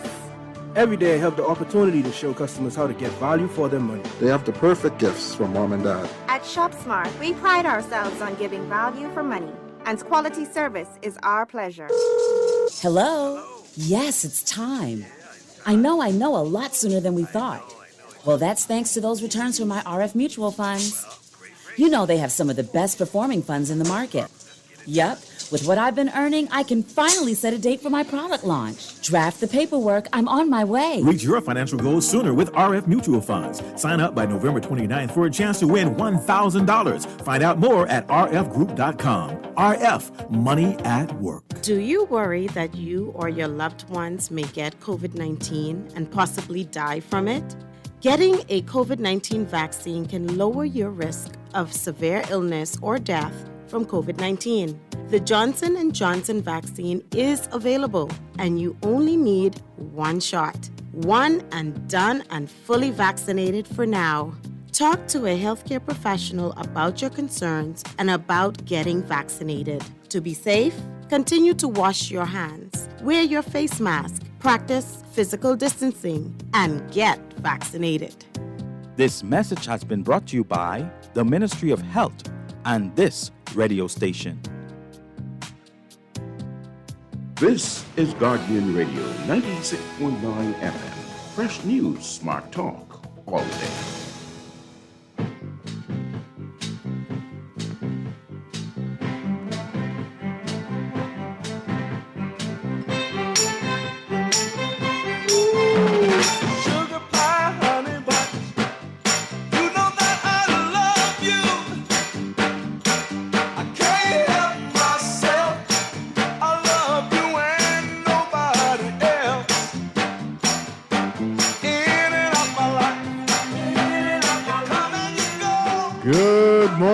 Welcome back to Morning Blend. I'm Chester Robards along with Pamela Musgrove, and we are talking about World Diabetes Day with Dr. Monique Mitchell at the Ministry of Health and Wellness and Dr. Kevin Thompson at PAHO and WHO. And ladies, thank you for sticking around because we were having such a good conversation before we had to go to the news. Thank you for having us. Thank you. And we were talking about testing for diabetes, but we also want to know, are there symptoms? Or how does one know that they might even be afflicted with diabetes? Well, for the symptoms, generally the symptoms will include sometimes feeling tired, because we talked about the blood sugar level, the sugar not getting from the blood into the cells. So persons may feel fatigued, tired. They may have a very thirsty, they may feel hungry, even though they're eating a lot. They may also be urinating a lot. They may have blurred vision. The high sugar can also affect the vision. They may have wounds that will take a long time to heal, like cuts or scratches that take, more than the usual time to heal. In type 1 diabetes, persons actually have weight loss. So they may see that they're losing weight without even trying. And then sometimes person may have numbness, tingling and burning in their fingers. Sometimes, I'm also a podiatrist. So a lot of times persons will show up to my office complaining of numbness, tingling in their feet. And, I would have to go through the process of checking them and sometimes we can do a finger stick in the office and then, that'll be elevated. And then we'll send them back to their primary for proper diagnosis. So those are the most common symptoms of diabetes, especially the thirst and the hunger. Persons would have that. They would be eating a lot and drinking a lot. Those are the most common things that they would see. Okay. So given the seriousness of diabetes in the country, is there anywhere in the country where persons can walk up, like the pharmacy or maybe even some doctors' hospital offices while they're waiting to get free testing or free pressure testing? Some of the pharmacies, to answer your question, some pharmacies provide such a service. And one of the things the Ministry of Health and PAHO is sponsoring this as we get into the Yuletide season around November 26th. We're going to be in certain specific areas where there's a lot of shopping, providing free screening for individuals. And so we've made up our minds, if you won't come to us, we'll come to you. So we're going to be providing free screening for diabetes and high blood pressure. As I said before, some of the pharmacies provide such a service where you can run in and be screened. That's good, because I think a lot of doctors' offices, I think, too, will also offer, especially if you're going for a visit, most persons will get a blood pressure check, they will get a finger stick check. And then definitely our clinics also offer that service as well. So persons have access. I think a lot of times persons don't go because of maybe the time factor, or, sometimes it's even fair, emotionally, or sometimes we don't want to face it. Yes, we're not ready to deal with that. So sometimes persons would not go to get checked. But like you said, Pamela, it's a very serious, the seriousness of the condition. And even though that there may be some persons who are walking around with diabetes and not realize it. But I want to also mention that the health impact of diabetes are very, very serious. And so this should motivate us or motivate persons to go and get checked. Diabetes is the number one cause of blindness, the number one cause of kidney failure, the number one cause of amputations, lower extremity amputations worldwide. And it's a huge contributor to heart disease and persons dying from heart attack. So diabetes in itself impacts the entire body, and it actually increases your risk of a heart attack on stroke by 2 to 3 folds, like 3 times more. If you have diabetes, your risk of having a heart attack or stroke is so much higher. Having an amputation every 20 seconds worldwide, somebody is having an amputation to their lower extremity. Blindness or retinopathy as a result of 2.3% of blindness, 2.6% of blindness is caused by diabetes. And so the complications of diabetes, and we don't even have to mention dialysis in this country because we have so many persons on dialysis at more than 50,000 per person per year. And so the economic impact is staggering in terms of diabetes care. And so definitely we need to spend more of our efforts and our time in prevention, knowing where you are.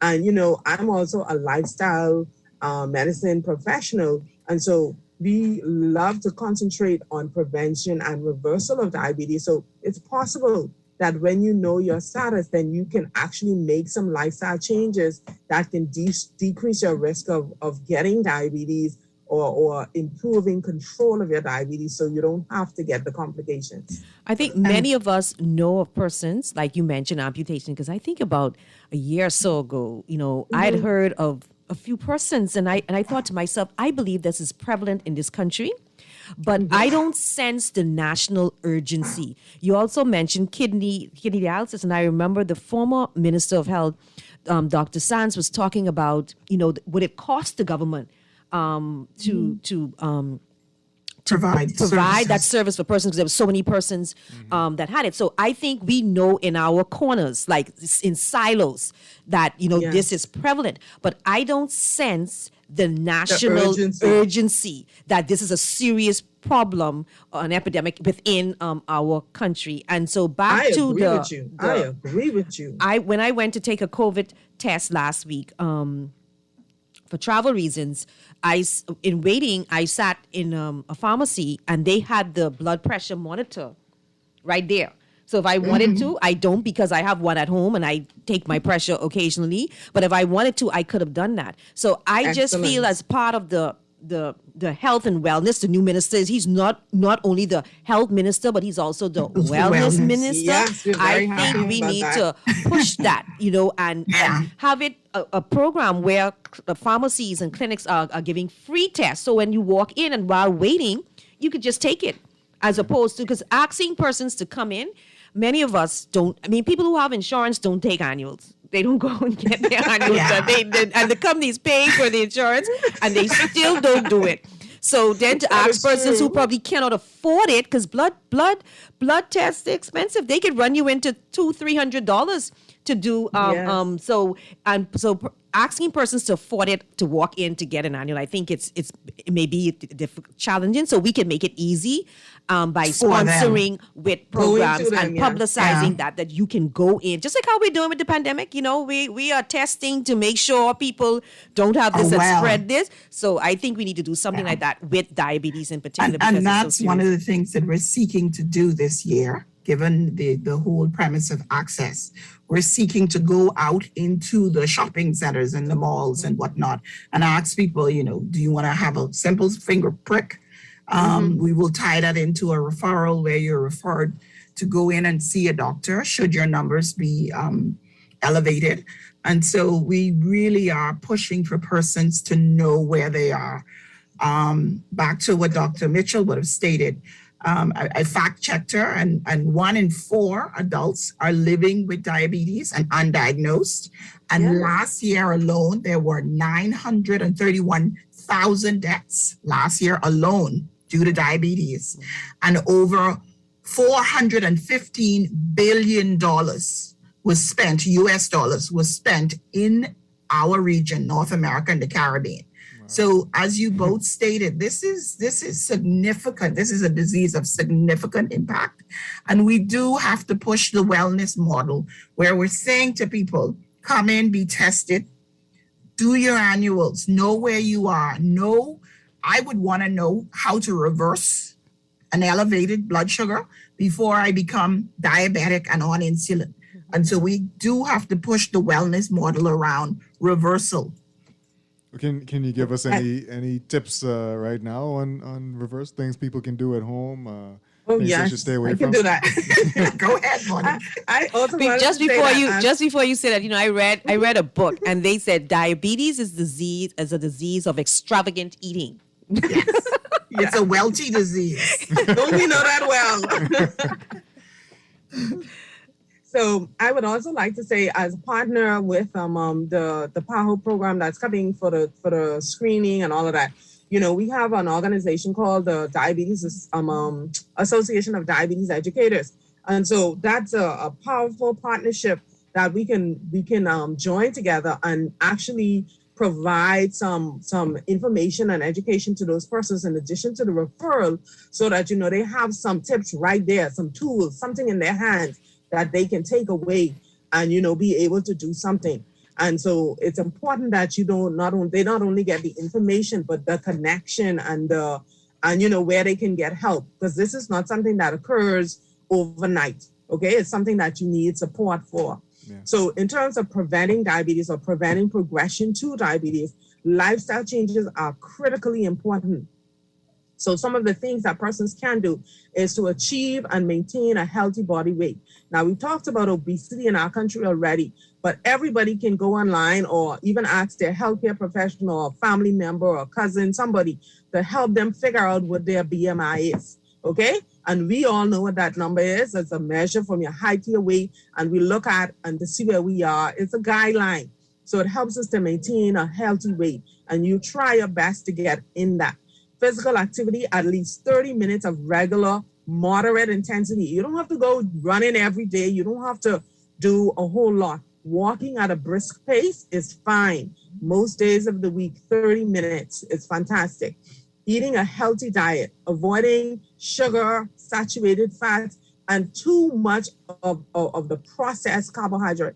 Actually, natural, like sweet potato, pumpkin, these type of things are good for you. We're talking about the chips and the cookies and all those things that you should really avoid, because they're processed carbohydrates and those are not good for you.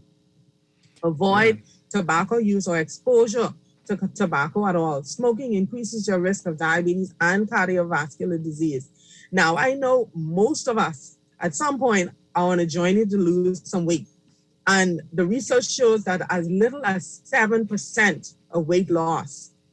Okay, so if a person is 200 pounds, for example, is losing as little as 15 pounds can actually help prevent them from going into diabetes. And so we're not talking losing 50 pounds or a whole lot of weight. So just doing moderate exercise, doing it consistently, watching the way you eat, drinking water instead of sugar-sweetened beverages. sugar sweetened beverages is one of the things that help us to pack on the pounds. That's where we get most of our excess calories from, is from drinking those drinks rather than food even.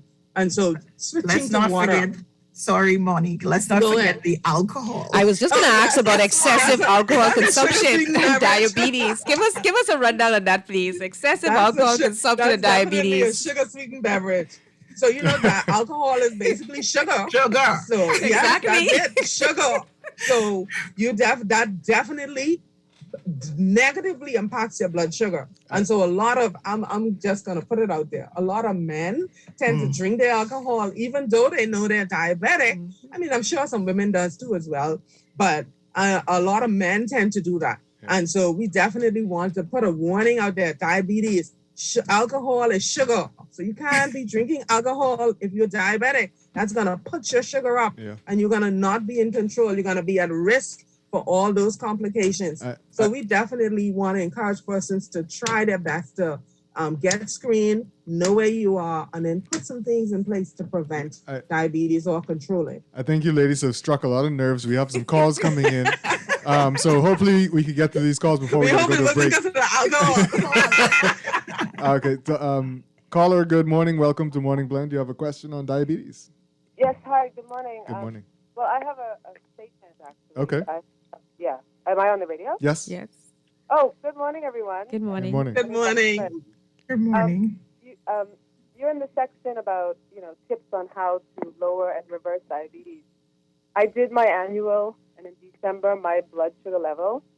Well, in the lockdown, I gained like 26 pounds, which on my body meant that my blood sugar went up to 7.1. And that's diabetic. The A1C, I didn't take yes. it seriously because I thought, all I had to do was quit drinking sodas and sweet things and, and those sweets. But I didn't understand until I almost passed out and the tingling and all that stuff happened, all those terrible symptoms. Easter, when I was eating all the cakes and stuff and celebrating, was that it was the carbs. Yep. I eat rice and Carbs. I eat pasta all the time. Process, yes. From Easter to the middle of October, I just cut out the majority of carbs in my diet, and my blood sugar is back to 5.6. So in terms There of we that, go. Excellent. in terms of it, and I exercise, but in terms of it being, the disease of decadence and eating all that stuff, it's more the people who need to eat a lot of grits, a lot of rice, white rice, there's nothing in it, and that's most of our diet. Even in India, there are people who are diabetes is strong in a lot of those countries because they stop eating the greens with the carbs. They just, eat the carbs, and that rice and the flour products is it. And I've settled into a really nice pace of every couple of weeks. If I have to have something, I do, but I basically eat greens, a lot of mushrooms, a lot of, I'll have potatoes here and there, but, sweet potato or root stuff, no. Yeah. Oh, sorry. We got to go to a break. Thank you for Excellent job, yeah, caller. absolutely. Congratulations. We're gonna go to a quick break and come back to wrap up our conversation.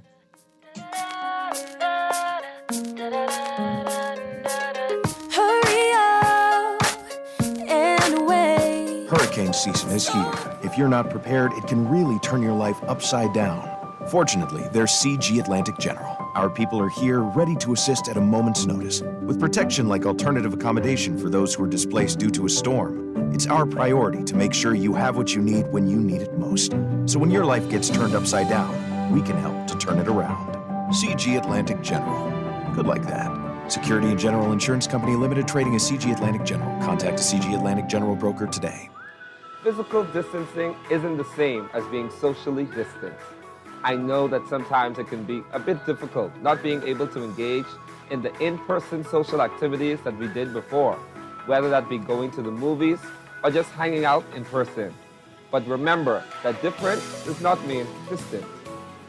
As the generation of technology, we can get creative in planning virtual parties with friends and family.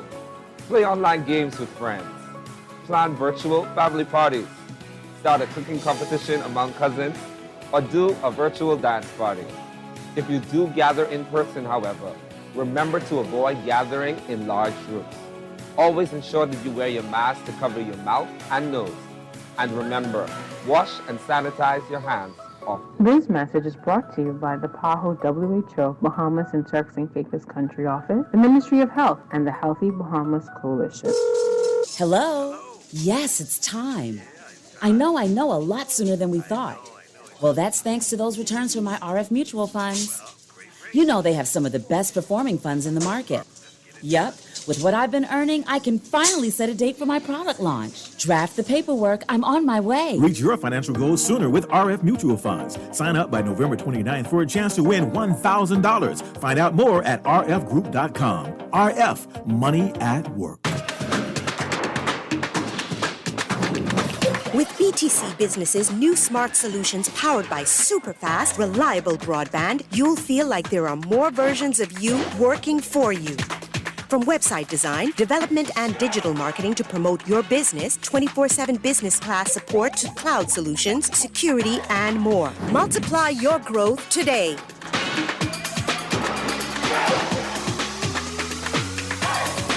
This is Guardian Radio 96.9 FM, Nassau, Bahamas.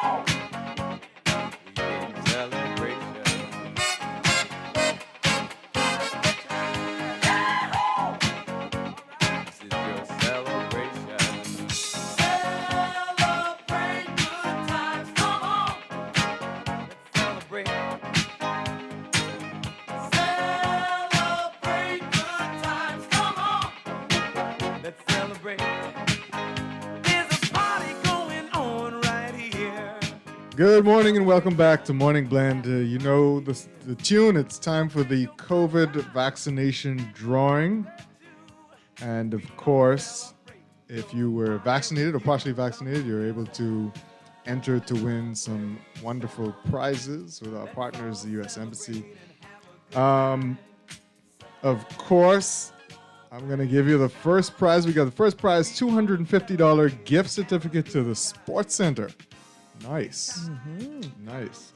And prize 2, 1 pair of silver earrings from Coin of the Realm. Oh, wow. Yeah. Nice. Lovely. So. That's Christmas, right in time for Christmas. Yeah, right?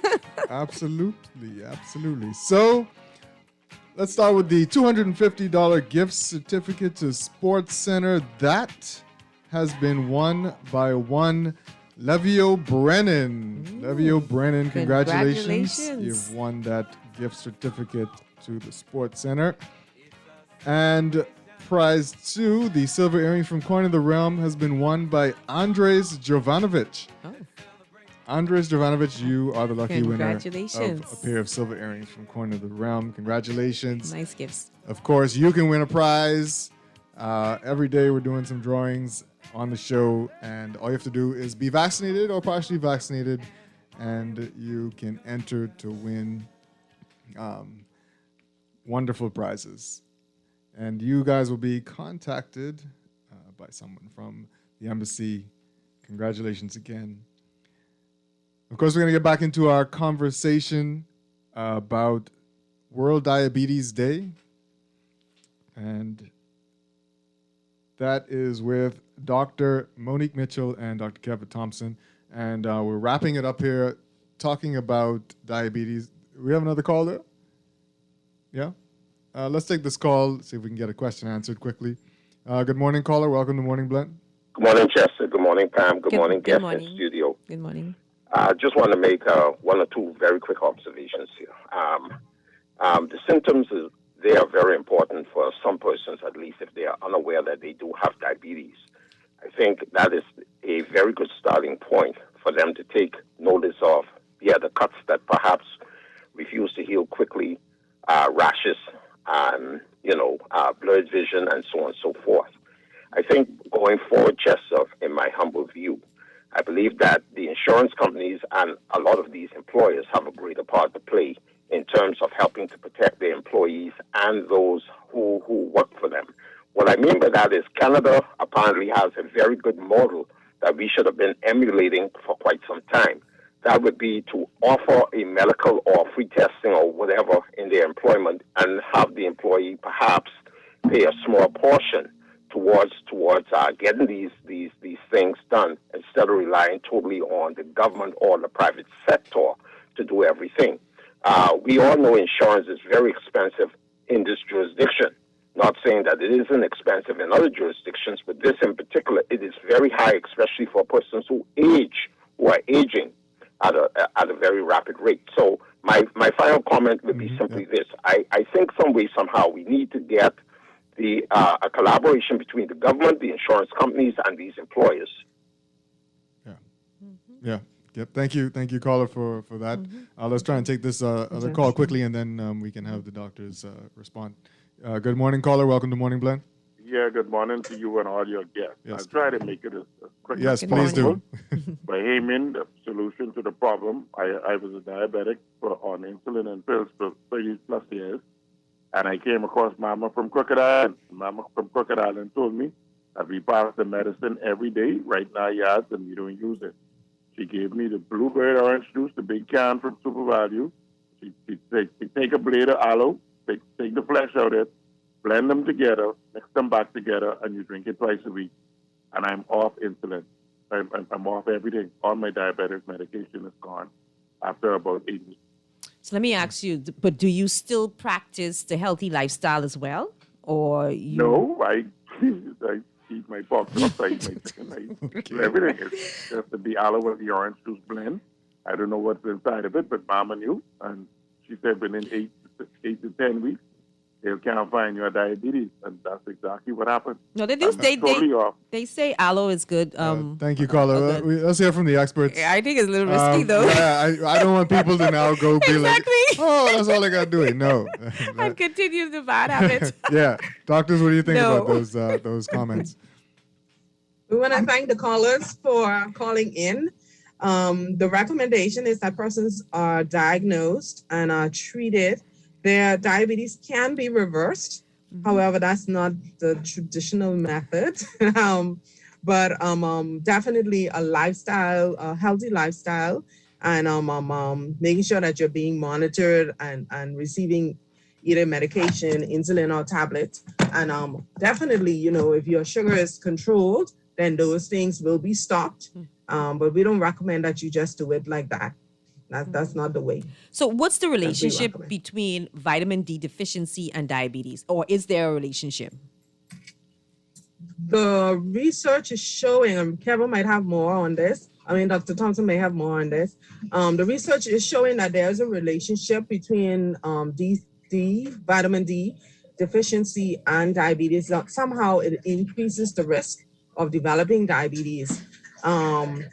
I'm not 100% sure right now on the mechanism, but there's definitely some research showing that relationship.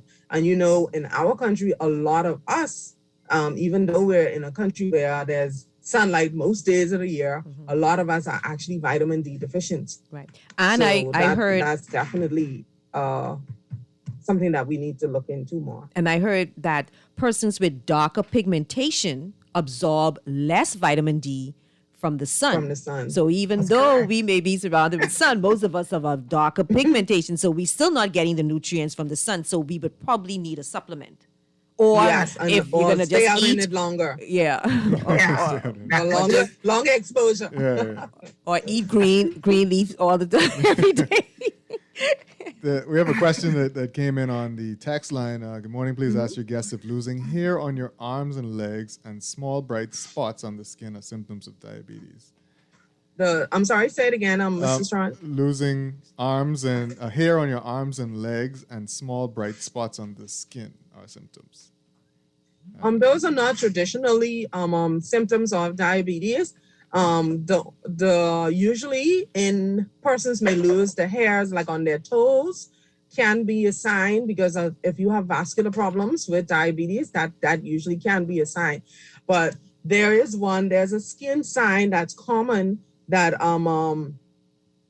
On the back of the neck or on the armpits, there's like a increased pigmentation or more velvety looking skin color on those areas, and that's that darkening. Sometimes you see it in children, sometimes you see it in adults. That is usually a sign that you have insulin resistance, and that can be a sign of the early diabetes. So that is something that you can look out for, but not usually the little spots on the skin like that. Right. Another question asking if Dr. Sebi's methods are the best to battle diabetes, and what your thoughts are on CMOS and chelation. I don't know if I pronounced that last one correctly. Chelation. Right. Chelation. I'm going to let Dr. Mitchell answer that one. I was waiting on you, Dr. Thompson. I can answer the vitamin D. Dr. Sebi's method, and I can see the value in Sebi's method in that it's a healthier lifestyle. It's a lifestyle where you're eating more greens and fruits. So I see the value in what Dr. Sebi's method is. And I'll stop there and switch to Dr. Mitchell. Well, personally, I am not as familiar with his method, so that I honestly cannot give an opinion on it. So I would not do that. But what I would like to say is the first caller mentioned the aloe and the orange juice. And I would like to say from the STEP survey, this is a 2019 STEP survey, it showed that 55.3% of persons were non-compliant with their medication. So that means that they were not taking the medication as ordered by the doctor. As much as 50% of women and almost 38% of men, leading up to 55.3%. Right. So that is a big concern. So that's why sometimes we may see the complications that we see in our country, the blindness, the amputations, and all these things, because persons are not taking their medication. And we in the health field, we're not saying that you should blindly take your medication. There's health care or access to health care is a relationship between the patient and the physician or the nurse. And so at the end of the day, we need to communicate. We understand you may not want to take the medication because there's side effects or whatever it is, but you have to get your blood sugar controlled. So whether we do that by natural means, and if you commit to do that, then we're happy to work with you on that. If not, then you need to take the medication because we want to prevent the stroke, we want to prevent a heart attack, prevent amputation. I think these things, so we can work together to get that done rather than you just stopping your medication cold turkey and then putting yourself at risk for these things. I think it's more like a balanced approach as opposed to just, I'm going to take these natural methods but still eat, because it'll be like having a whole pizza and drinking Diet Coke. Dr. Mitchell, Dr. Thompson, we got to thank you. It was a great conversation on diabetes. I hope we reached a lot of people. Thank you so much for your insight. We appreciate you. Thank you so much for having us. It's been a pleasure. We got to go take a break, and when we come back, we'll have Morning Blend Business. Wake up, it's a new day. Wake up, it's a new day. It's the start of a new way. You know that it's the start of the end of the... This is Guardian Radio 96.9 FM, Nassau, Bahamas.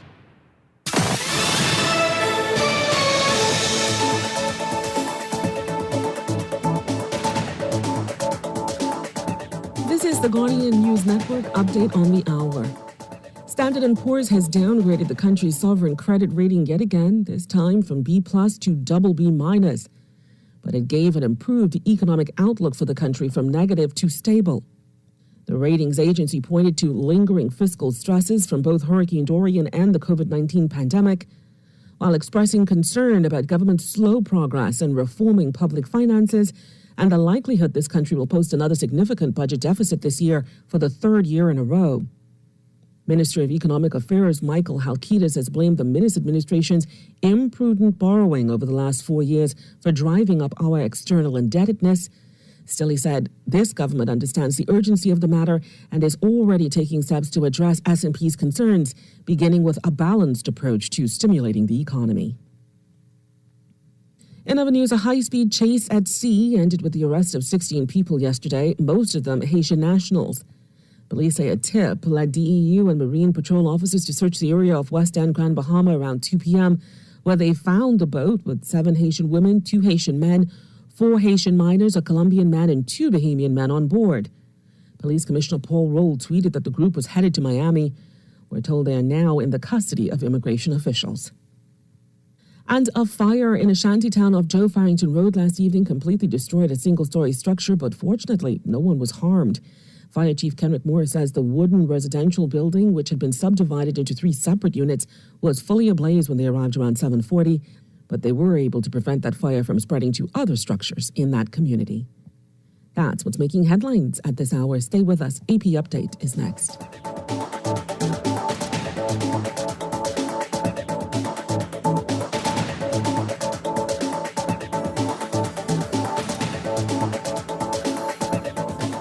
Do you know you can get your business cards designed and printed for as low as 18 cents a card?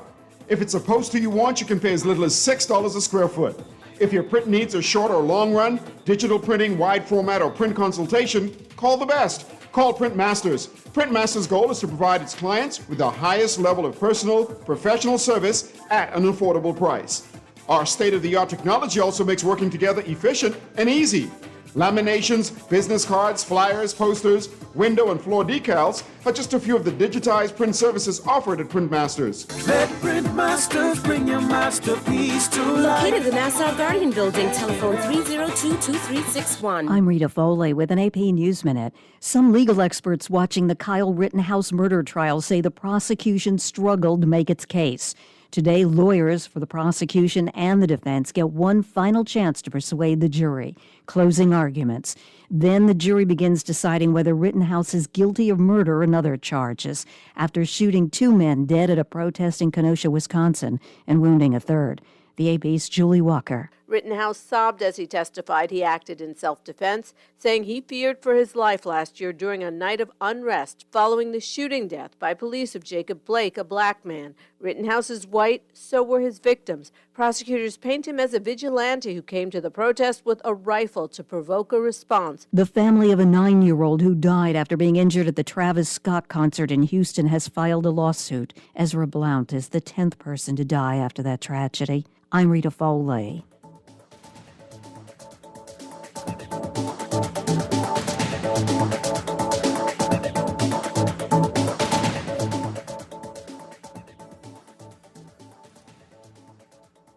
This is Guardian Radio 96.9 FM, Nassau, Bahamas. Wake up, it's a new day. Wake up, it's a new day.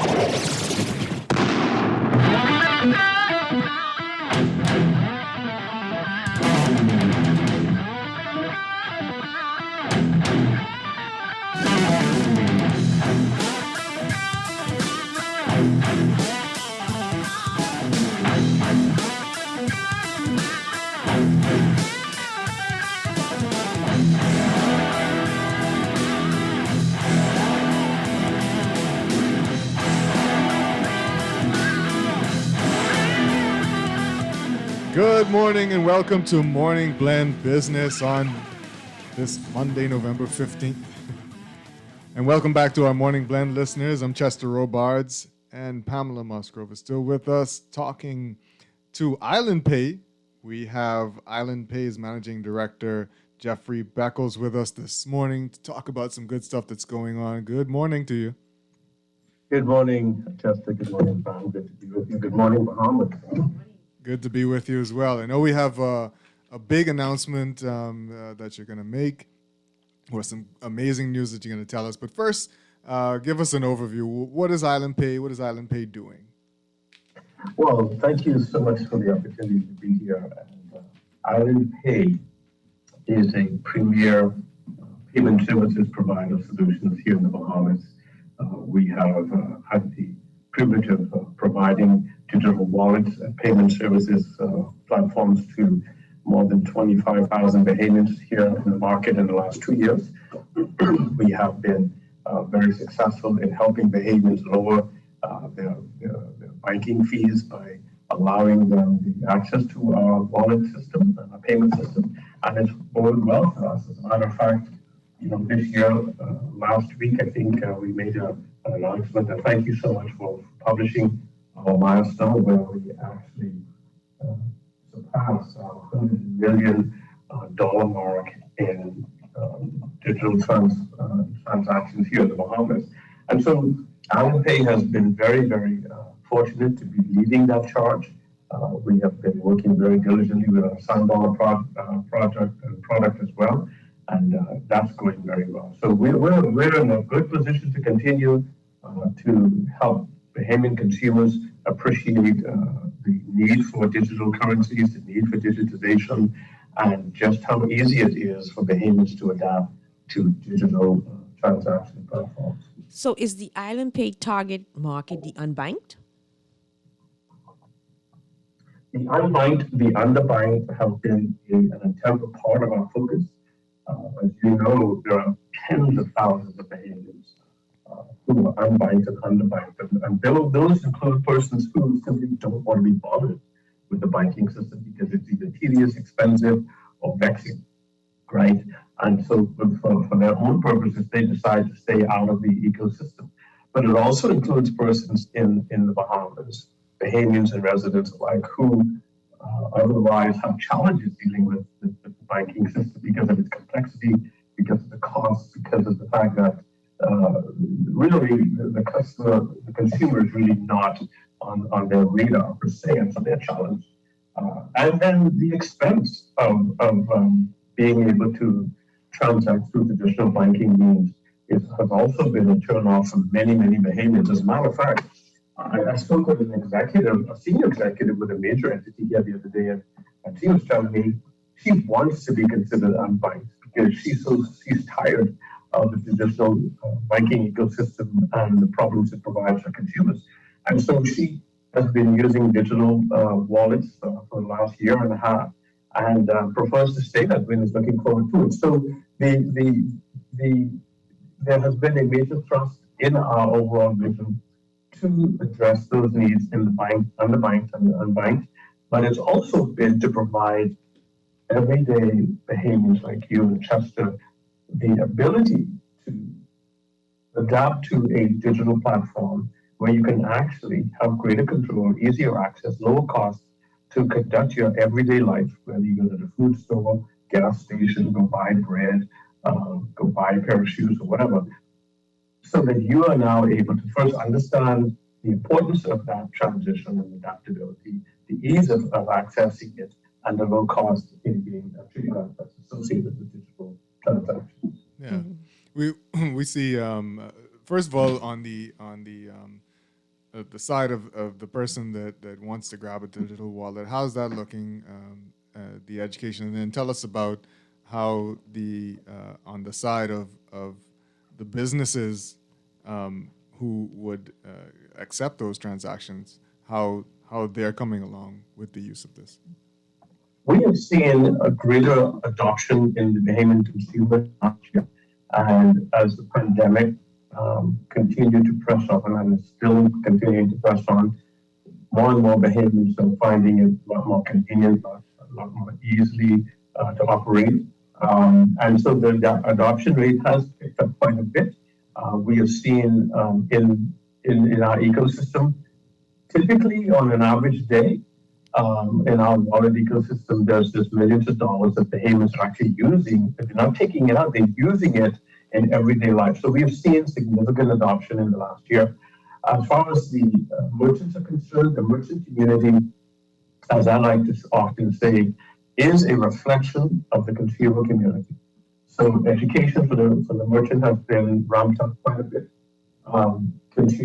Merchants are adapting now more than ever. We have entities like CBS who've gone fully online, and that component of their business has grown significantly in the last year. And that has helped to also make Bahamians aware of how easy it is. Then you have entities like Bahamians who have gone out and become totally digitized in their delivery service, their food delivery service. So merchants are beginning to adopt. And I think as we talk more and more about the digital version of our currency in Sun Dollar, and more merchants are beginning to be aware and accepting Sun Dollar for transactions, for settling transactions. And so both sides, both the consumer and the merchants, have been the focus of our educational efforts. And the more we spend time educating our consumers and merchants, we find that adaptability and adoption now becomes a little bit more frequent, and we're seeing that grow steadily. So walk us through this process. Let's say my weekly pay is about $300, and so it goes to my company has an arrangement with the bank where it goes to my bank account. But because most of my day-to-day expenses will come from this account, my balance may be $20 or $50 or $20 after I've paid my expenses. And I think in some cases, those type of customers become a nuisance to the bank. The banks really are not too excited about those type of customers. How can that person utilize Island Pay, and what do they have to do to even begin that process? Well, you said two things that are important. Firstly, you can actually receive your payroll directly in your wallet. And from your wallet, you can actually pay your other commitments, right, including the bank.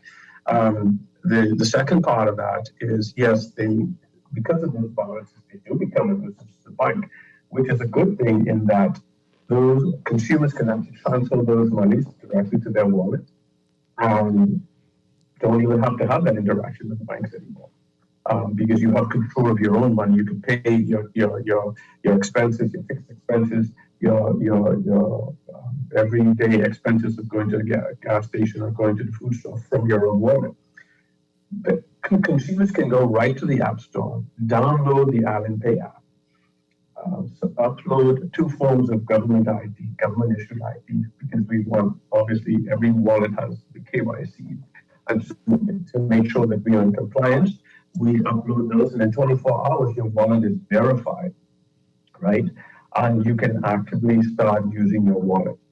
The benefit of having the digital wallet is that I can move as much of my money to my wallet to the point where I really don't have to go back to the bank until my payroll. But even if my pay still goes to my bank account, I have the ability to take my money from my bank account, put it in my digital wallet, and I don't have to see anybody else again. I can go and pay all of my bills from there. To complement that, you can actually request a virtual MasterCard, prepaid MasterCard, reloadable MasterCard, and or a classic MasterCard, which means this. Even when I go to those places that may not accept a virtual card, I can still take my money and use my reloadable MasterCard and continue my transaction. So the idea of it is not only convenient, it's safe, it's secure, it's accessible, but it also significantly lessens the cost to the consumer of using traditional banking methods. So like bank charges are like, let's say on average, I don't know, but $12 or so. $10 to $12 per month.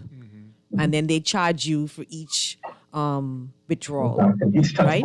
Yes. So if you are paying that, you multiply, that's over $100 annually. And so if you have a Island Pay and you have a wallet, your fee will probably be what? How much is your fee on an annual basis?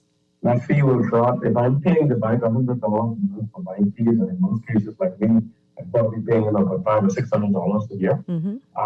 My total fees dropped well under $100. Yeah. And do the banks? And that's the beauty of digital currencies, right? There's no doubt that digital currencies and fintech innovations are going to be a disruptor. We call pandemic a disruptor. We call during a disruptor. Globally, fintech is a disruptor in that it is disrupting the way the consumer, the merchant interact with the traditional banks. And much to the benefit of the consumer and the merchant, because you're paying less fees in processing, less fees in handling. So all of that comes into play. That's when you're putting back in your pocket. Understood.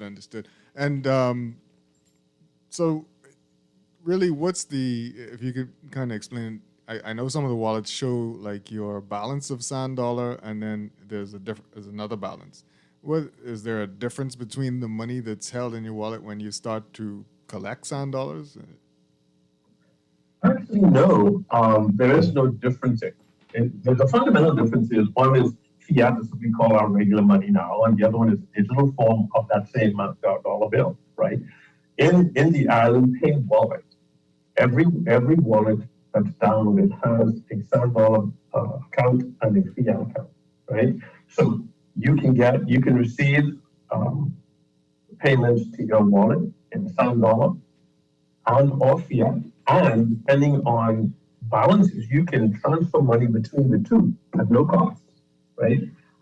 So let's say that you have $200 in $7 and you only got $150 in your fiat account, and you needed a transaction that, let's say $20 in your fiat account, and you needed to transfer money to cover your $40 bill.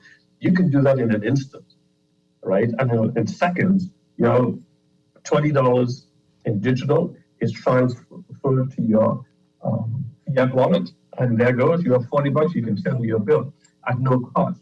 The other beautiful thing about the digital wallet at Island Pay is that there are no monthly fees, as Pam pointed out earlier, right? And there are no annual fees.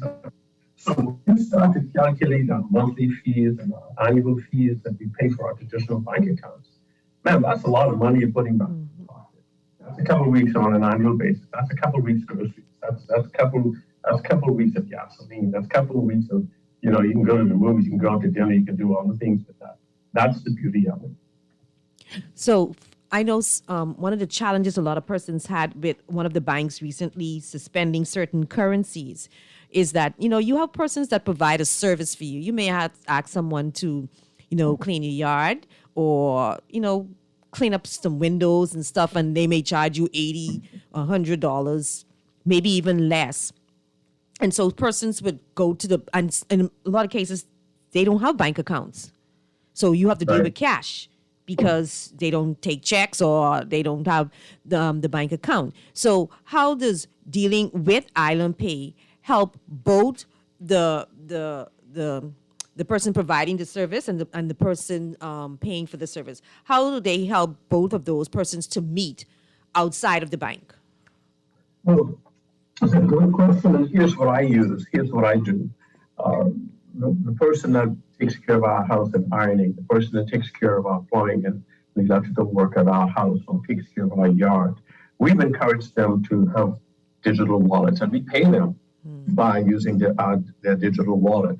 That's person to person, and that's the beauty of the digital wallet. You can transfer money to another person with an Island Pay wallet, right? In fact, Island Pay is the only PSP in the Bahamas whose wallet is completely interoperable. So in other words, an Island Pay client can send money to any other wallet, but can you get it back? It's a different story. So what we do in our everyday life, we say to our housekeeper, we said to our plumber, we said to the guy that cleans our yard, as of today, as of tomorrow, you need to have a wallet so that you can get paid. I owed a lady $300 the other day, just about 2 weeks ago. And I said, well, I'll tell you what, I acknowledge that this is my bill I got from you. Great. I'm going to transfer it to your wallet. She says, well, I don't have one. I said, well, guess what? If you want your $300, get it into the wallet, right? Okay. I know that sounds crazy, right? But the truth is, if we don't intentionally tell people, look, here's how you're going to be paid before we start to do business so that they understand it, that is one of the best ways to get adoption going. And guess what? Now, her husband and her daughter now have wallets that they're actively using in the last 2 weeks. That's one of the ways that we have to do this. And so we have to encourage people that we do business with, hey, look, if you're going to fix my car, if you're a side mechanic, not a company, fine. I'm going to pay you through digital means, so you need a wallet. So that's one of the ways to do it. So let me ask you a question. So can I transfer money from my bank account to Island Pay digital wallet? You can do it from your debit card at the moment, and we just about a month ago we had some significant progress with clearing banks and the central bank, where banks are now going to finally get on board and allow more broad-scale transfer of funds. Yeah, because I think that's a good idea because it's frustrating having to go get cash for some persons who don't have the bank account to do that. And then also, I think there's a cost to trade between different banks. And so if you have a bill, let's say $50, now that person has a bank account at your bank, you could just transfer it. But if you're cross-transferring, I'm not going to pay the fees involved to pay you $50. So if I can take that money from my bank account to somebody's wallet, I think that'd be perfect. Well, I think you make a very good point in that this is an evolving environment for all of us, particularly here in the Bahamas, where we love cash. 90% of Bahamians will tell you, I prefer to have cash in my hands, right? The reality of it is that scenario is changing very, very, very quickly, and paper money, as we know it, is going to start disappearing. And so it is an evolving environment, but how consumers can help us is in and not just Island Pay, but help the Bahamas in improving its adoption. Consumers must also begin to get on board with the idea that, look, this is quite necessary for us in order to be able to function, not just in the Bahamas, but around the world, because you're going to use that same wallet to shop at the food store and the gas station, but you can also use that same wallet to shop online. Whether you're shopping online domestically or shopping online internationally, you're going to be able to use that same wallet. Could you imagine having to try, many Bahamians don't have a credit card. Many Bahamians don't have a debit card. Tens of thousands of Bahamians don't have either. But yet, they borrow their cousin or their sister or their daddy's credit card or their mommy's credit card to place orders online. Well, you don't no longer have to do that. Because in your wallet, you're using your own money. You're not adding to your personal debt or family debt. You're using your own money. You're using your own prepaid MasterCard to place these orders, and there you go. You no longer have to pay someone a premium. People who show up at the airport and don't have a credit card or debit card to pay for baggage fees and other fees, right? And they're borrowing people's cards. So there are tremendous benefits for the consumer, because now I no longer have to wait for someone to tell me whether I qualify for a credit card or qualify for a debit card. I use my own money. I can get my own card. And by the way, the card is as little as $10, as little as $10, and you pay no annual fees and no monthly fees associated with it at all. And you say that you can tell HR to transfer your monies to your card. You can. About a month and a half ago, that's great. We launched our business payroll product, where businesses are now paying their employees directly into their wallets. Again, fees apply that are far less, more convenient. It is very safe, very convenient for the consumer and the employee and for the employer. And within an hour, you have your money in your wallet. So how easy is that? I read in the papers last week where Long Island was in distress over the banks pulling out. So we can get something like this really working. That problem will be not really a problem for Long Island going future if we can transform to digital currency across the country. Well, let me say this. Long Island and the other islands that have had the misfortune of banks pulling out, Island Pay is working on finishing up its solution. We will be presenting that very shortly, to where we will actually fulfill our mandate of really banking inclusion, right? Because it's unfortunate, but the reality of it is we have a solution, and we'll be rolling that out fairly shortly. Okay. All right, we got to take a quick break, and we will be right back to continue our discussion with Island Pay.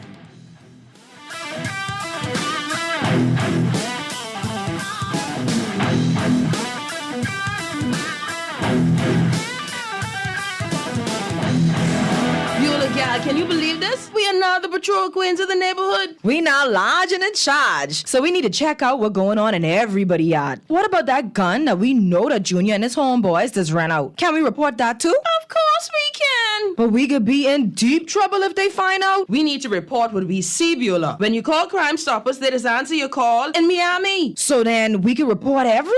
Guns, where they hiding the drugs, who shoot who part of which gang, or who disturbing the peace with the loud music and the motorcycles. Then our neighborhood will be the best in the Bahamas, and everybody gonna want to come live here. And then our house price will go up, gal. So what we waiting on? What's the number? If you see something, say something.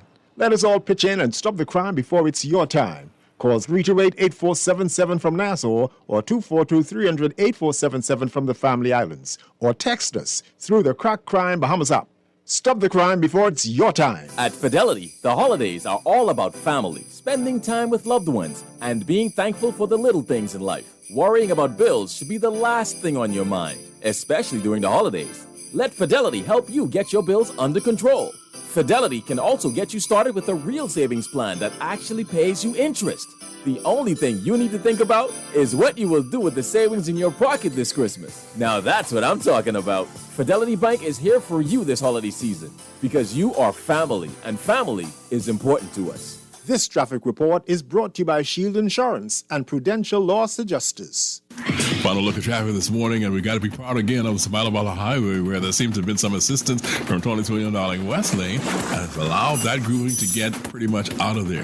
While there is still a traffic line or dual traffic lines attempting to get on Samalabala Highway, it is a whole lot shorter than it was. Still got traffic trying to get out of Gladstone Road, still got them trying to leave over the hill on Blue Hill Road. The Carmichael Road, Blue Hill Road intersection, not really bad. You're getting through there pretty easy this morning. Eastern Road, still got some hang-up happening there trying to get out. Boynton Road, just about cleared now. Most of the folks are out there.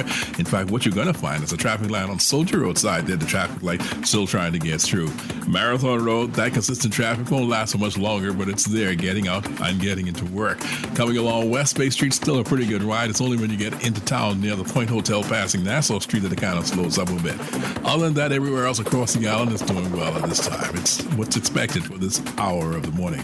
This Nassau Traffic Report this hour being brought to you by the folks over at Dr. Danny Johnson Associates at Foot and Ankle International, who's offering the simplest and safest treatment for painful feet. They're located at Dean's Den atop the hill at Fort Charlotte. You can call them at 322-5402. That's 322-5402 for more info. Here's the Rider Sky look at traffic in real time. I'm PA-double-N. Michael was in a horrible car accident. Prudential Loss Adjusters managed his claim and got him the settlement he deserved. Sierra's roof received hurricane damage. Thanks to Prudential, she and her kids are happy with their claim settlement. Tammy fractured her ankle in a slip and fall. Prudential saved her time, money, and peace of mind. Prudential Loss Adjusters are here for you whenever a tragedy strikes. Call 322-4026 now. Don't wait for disaster to strike. This hurricane season, be ready. Protect your home with an affordable and comprehensive home insurance policy from Shield Insurance. You can't control what nature blows your way, but with Shield Insurance, you can rest easy as you ride out the storm. Protect your largest and most valuable investment. Don't take a chance. Put your home in our hands. Shield Insurance agents and brokers in Nassau. Call 356-7202 or Freeport 352-5945.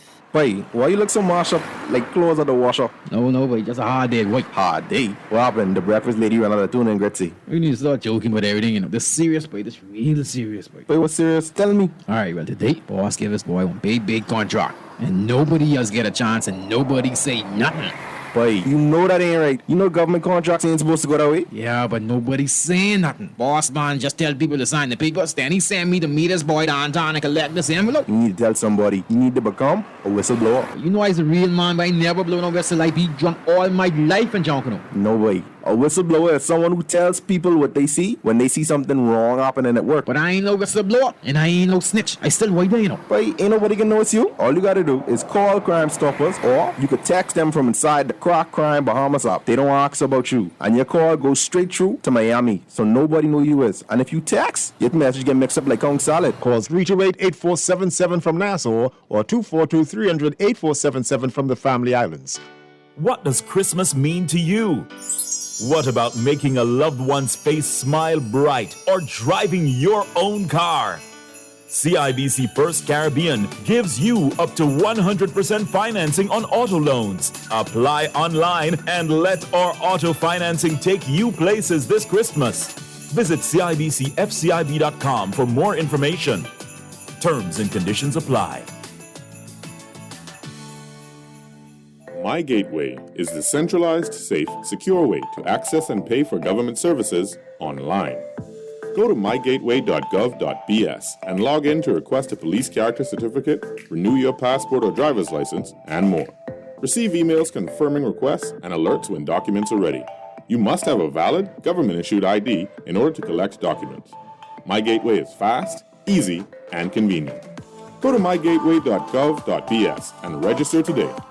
This is Guardian Radio, your station for up-to-the-minute news, intelligent, interactive, and engaging conversation. 96.9 FM.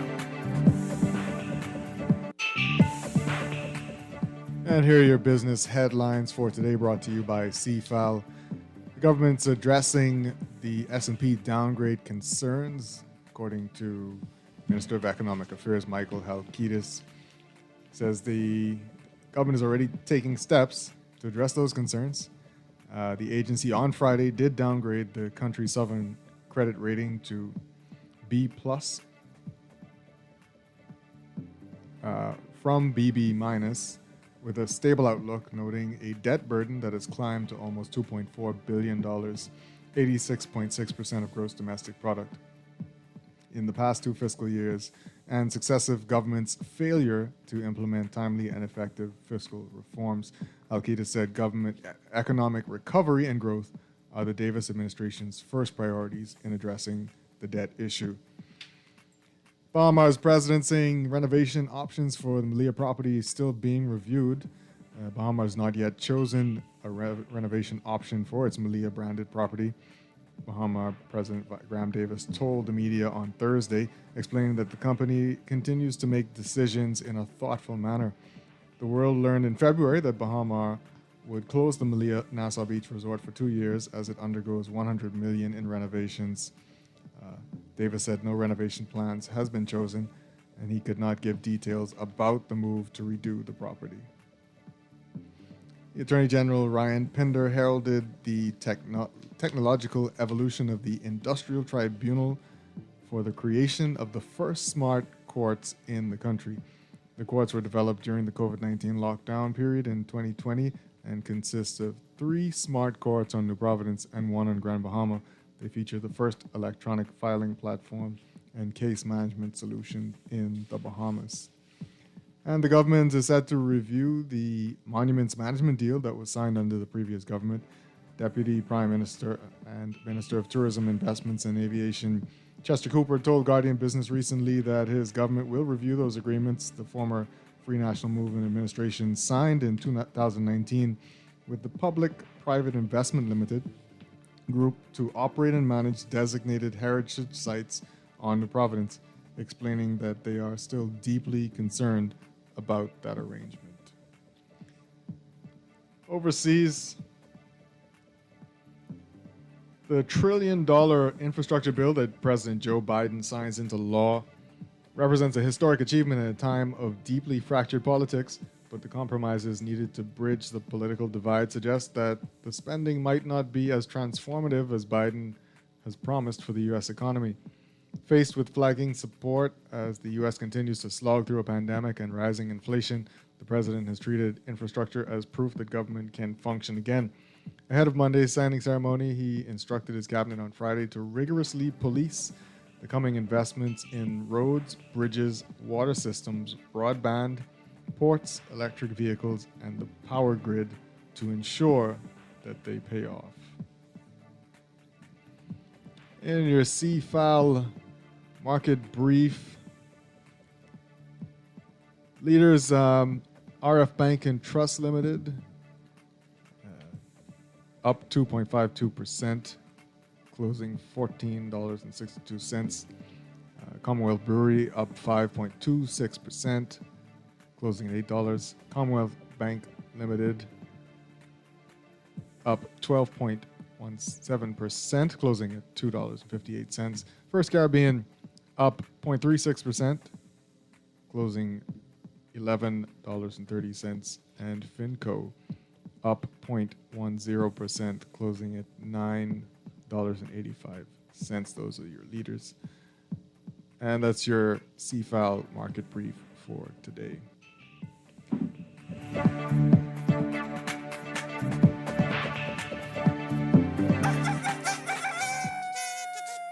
Come on. Yeah. Gotta do it. Go back to the island, boy.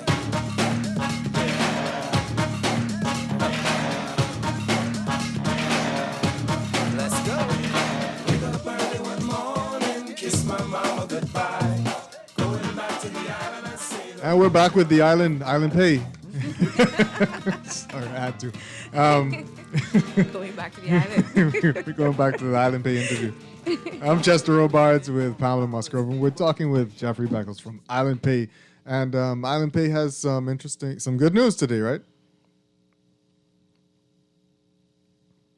The two other things to consider, right? That even in our current ecosystem, Family Island residents can enjoy the same benefit as those persons here in Nassau and Grand Bahama and Abaco, where we have kiosks and they're actively present, right? In that, you can pay your bills on the Island Pay app. You can, whether it's your phone bill or your water bill, your power bill, and even the My Gateway platform that was recently announced through our prepaid MasterCard program. Bahamian residents can use that platform to pay any bill. And now that we are entering into the major shopping season, Bahamians can actually shop online locally and otherwise using our prepaid MasterCard wallet and app and our prepaid MasterCard. So right now, Bahamians, by and large, end-to-end, can really begin participating in this adoption of the digital environment. Beckles, what legislative support is needed in order to boost the digital payment system companies I think it's like a Island Pay? great question. Honestly, we're working very closely with the regulators, but I think one of the things that we do need to consider is what changes that are required to enable PSBs just like ours to empower us so that all financial institutions are driven to adoption. Because if you have one side hanging out or holding out, and you have the PSBs pushing forward to make life more convenient, less expensive for Bahamians, it's going to be a long, arduous task. So I think it's important that we be empowered by the regulators to achieve this, but also to encourage other financial institutions to see the need for them to get on board with the national digital transformation effort, because that's going to be a major positive step if we can get that happen. In addition to that, I think as the central bank and the government begins to focus in on the use case for Sand Dollar and begin to ensure that Sand Dollar becomes a more prevalent part of the trade ecosystem, where even the government is using Sand Dollar to settle its bills locally, right? I think you'll see that there will be a more positive response in that vein as well. So I think they are the leader in that regard, and we're prepared to support them. So those are some of the things that I think that really need to focus on change. Yeah, because I think with all the challenges that we are having with banks, and I think banks are going back to a place where only a certain segment in society, the elite, will have bank accounts because of the excessive fees. So if that's the issue, then I think legislation should aggressively support companies that can allow persons to be able to transact without going through the banks. I don't think there should be a delay. I think that should be a priority. And companies like yourself where persons can have monies transferred to your account and use this account, mandating that these payment tools be used anywhere in the country. I fully agree. And here's the other reason of why it's so important for us to recognize this. Until industries respond to consumers. Consumers are really the ones in the driver's seat. And I believe that we do need consumers to get on board with this and create the kind of positive pressure so that these measures are put in place. Because you're right, we don't want a scenario where one side of the population, the rich and those who can really, really afford it, have the privilege of being able to bank, and the rest of us don't. That's not the kind of environment we want to see. I have a question coming in. It's a very interesting question. Good morning. Can a husband and wife share a $100 wallet, or do accounts need to be separate? All digital wallets are individual, and that's why we have the ability to transfer monies in between. It's called person-to-person transfers, but all digital wallets are individual. Right. So no joint husband and wife digital wallet account. Well, one of the reasons why we want to discuss it, I'll just try to say here, right? It's so important for security and safety reasons, right? Because remember, teeth and tongue, as my grandma used to say, was stolen, right? And so we want to make sure that individuals have control of their You could just give the other the password and everything. That's it. That's up to us. That's up to you. We don't encourage that. That's easy. We do not encourage that. Yeah. There are ways to secure your digital assets as well. And that's the other part of our education. We need to help consumers understand how do I have the ability to secure my bank account, and how do I secure my digital assets to ensure that if I die or I get sick, that my spouse has access to it. Oh, so how do you do that? Yes, that's a good point. If somebody passes, how would their family members get access to the monies on that account? Well, remember, a digital wallet is an asset, and the same way you would account for your bank account, and by giving access, you can through your attorney provide the same access to your digital asset. Yeah. Okay. Now we see the central bank saying, they're going to aggressively move toward education in 2022. I guess I'm sure Island Pay is on board with that, but is the uptake in the family islands, how difficult is that going to be to really move that forward in the family islands? It's not going to be as difficult as we think, but it's all predicated on education. We're doing the same thing in Grand Bahama, in Abaco. We're doing the same thing in East End in particular, right? We have to do the same thing in Long Island and Lutheran, Andros, Bimini, and the Berry Islands. Because again, this whole idea of digital adoption is not just an Island Pay component, but Island Pay is leading the charge. We are very much on board with the Central Bank's national educational program. And yes, in 2022, you're going to find us really out there, really moving this narrative in a positive direction, supported by the fact that $100 is very real. It is a global adoption of digital currencies is also very real. So this is not being done in isolation. As the Bahamas, we are doing this to ensure that Bahamians, through its Island Pay platforms, has access to global commerce. Yeah. And so now let's get to our big conversation. Yeah, please. Well, we're very happy today to announce our Win Back campaign, and Island Pay and MasterCard have partnered this year to give 50 winners 100% of the cash back that they spend using their prepaid MasterCard. Whoa. Starting today and between today and December 15th, any of our Island Pay wallet holders who use their virtual or plastic card to shop will stand a chance to win 100% of that spend back to you. And so we want to encourage all of you who already have our Island Pay wallets to begin loading your reloadable cards. If you haven't have a card yet, you can go into your wallet and request a virtual card, and you can activate that as quickly as today. You can request a plastic card, which will take a couple of days to get to you, but you have the ability to start spending today. And over the next month, we will have drawings of 50 winners over that month. So you can win back 100% of what you spent. During this period, this 1 month period? This 1 month period. Is there a maximum that you can have on your Island Pay card? No, there's no maximum spend. You can load up to $2,500 a time, right? However, there's no maximum that you spend. If you want to spend $10,000 this month, then fine, that's great. You've done a great job. And if that person maybe give $10,000 back, you okay? Better than that, right? The virtual card is free. and is available instantly, and you can use that locally and as well as shopping online. The physical card is $10. You'll get that in a couple of days.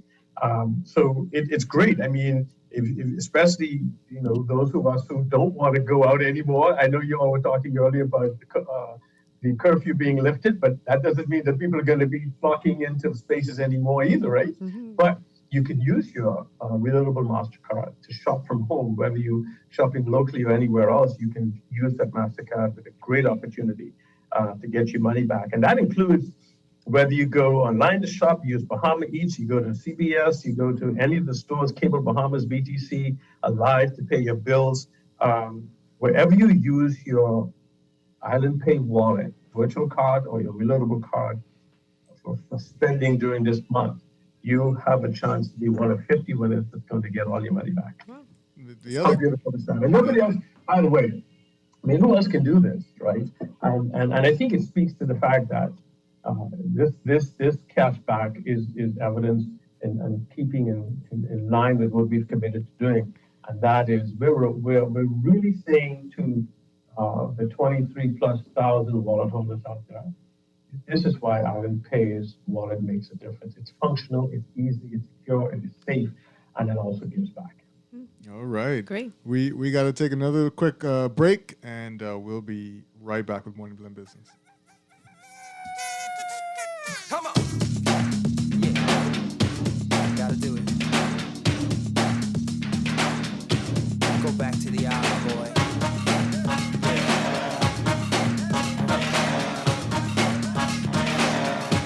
Let's go. Wake up early one morning, kiss my mama goodbye. Going back to the island. Let me ask you a few questions. What's your name? Pam. Favorite food? Steak. Beer or wine? Wine. Is your money safe? It's under my bed, so I guess so. Are you serious? Yeah, why? Unless your money is in a bank or credit union that's a member of the Deposit Insurance Corporation, there's no guarantee it's safe. Yeah, but what if something happens to the bank? Your Bahamian dollar deposits are insured up to $50,000, so you'd still be ahead. Plus, your mattress might catch fire. Then what? Man, those banks and credit unions are looking good right about now. Visit the DIC's website at www.dic.bs. Protection for your money, guaranteed with DIC. Cheney's Chesapeake Road Christmas Wonderland is open under the Big Tent. Get your Christmas trees in pink, frosted, green, or white in a variety of sizes. Musical Christmas LED and laser lights, a large variety of tree ornaments, lighted angels and Santa tree toppers, bright and lively colored Christmas balls in all sizes, garlands, wreaths, tree skirts, stockings, and lots more. Add flowers, picks, and decorative mesh to brighten up your home or office this holiday season. And don't forget the toys at Cheney's Chesapeake Road. Check our selections online at www.Cheney's.com. This is Guardian Radio, your station for up-to-the-minute news, intelligent, interactive, and engaging conversation. 96.9 FM.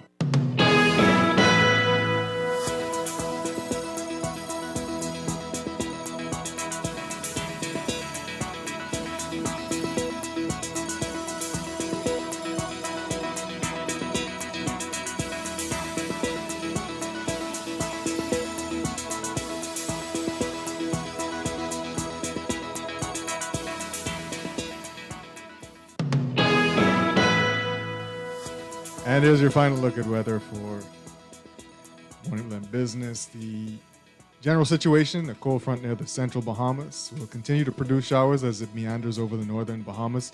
Meanwhile, moderate to locally fresh winds will persist across the nation through tonight. Special warnings, boaters in the northwest and central Bahamas should remain vigilant due to the possibility of waterspouts near the frontal boundary. Beachgoers should exercise caution along north and east coast beaches due to the risk of rip currents. For the northwest and central Bahamas, weather partly cloudy and mild and breezy with a few isolated showers and the slight chance of isolated thunderstorms, mainly in the vicinity of the frontal boundary, becoming breezy in the central Bahamas by tonight. Small craft caution is in effect across the northwest Bahamas. Winds north to northeast at 15 to 20 knots in the northwest Bahamas. Northeast to east at 10 to 15 knots across the central Bahamas, increasing to 15 knots with higher gusts by afternoon. Seas 4 to 6 feet over the ocean in the northwest Bahamas, 2 to 4 feet, but building 3 to 5 feet by afternoon in the central Bahamas. For the southeast Bahamas, weather variably cloudy and warm with a few spotty showers today. becoming breezy this evening. A small craft caution will come into effect by this evening. Winds easterly at 10 to 15 knots, becoming northeast to east at 15 to 20 knots by evening. Seas 2 to 4 feet, building 4 to 6 feet over the ocean by evening. The daytime high temperature for today, 84 degrees Fahrenheit, 29 degrees Celsius. Your overnight low temperature, 68 degrees Fahrenheit, 20 degrees Celsius. In your extended forecast for the next 2 days, the cold front near the central Bahamas will continue to meander near the area. Meanwhile, high pressure will promote breezy to windy conditions across the Bahamas through Wednesday. Your outlook for Tuesday, partly sunny and breezy to windy with isolated showers and the slight chance of an isolated thunderstorm, mainly near the frontal boundary. Winds northeasterly at 15 to 25 knots over the northwest Bahamas. Northeast to east at 15 to 20 knots in the central and southeast Bahamas. Seas 5 to 8 feet over the ocean in the northwest Bahamas and 4 to 6 feet elsewhere. And the forecast for Wednesday, weather variably cloudy and windy with widely scattered showers and a chance of an isolated thunderstorm near the frontal boundary. Winds northeast to east at 15 to 25 knots. Seas 5 to 8 feet over the ocean. Your tropical weather outlook, the tropics are quiet and tropical cyclone formation is not expected through the next 5 days. That's your final look at weather.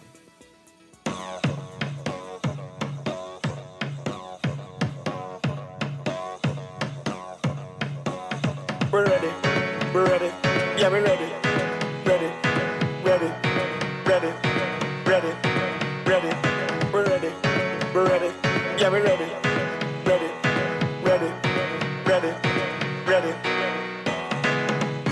Look how the sun now raising up, and the crowd now waking up. The atmosphere have vibes, and nothing can break it up. Good morning and welcome back to Morning Blend Business. I'm Chester Robards with Pamela Musgrove, and we're talking to Island Pay. We're talking to Managing Director Jeffrey Beckles. And Jeff, a question just came in. Can I use my wallet at Starbucks? You can use your wallet anywhere. And if you can use your MasterCard anywhere with 36 million places around the world accepted. But I have to commend you too. You got all the right music for us this morning. We are ready. Thank you so much. Wally's on point this morning. Wally's on point. That is. Go ahead. You can use it anywhere because it's real currency. It's live. Island Pay's wallet literally is a functional wallet. It's different than every other one, and so that is one of the reasons why so many consumers are choosing this one. But are you out there? I mean, are you out there in terms of advertisement and you think you're out there sufficiently to push the product? As always, we're always looking for ways to improve the way we communicate to our recipients. Remember that it's an evolving environment. Mm-hmm. We made a determination the other day, and we're in Grand Bahama Live, and we've seen significant adoption in Grand Bahama already. We have locations at Save More and at Petro Express by the harbor, and people actually, while we were there last week, people were walking in saying, look, how do I sign up? How do I download? And so, yes, we are doing more to get out there to the average consumer.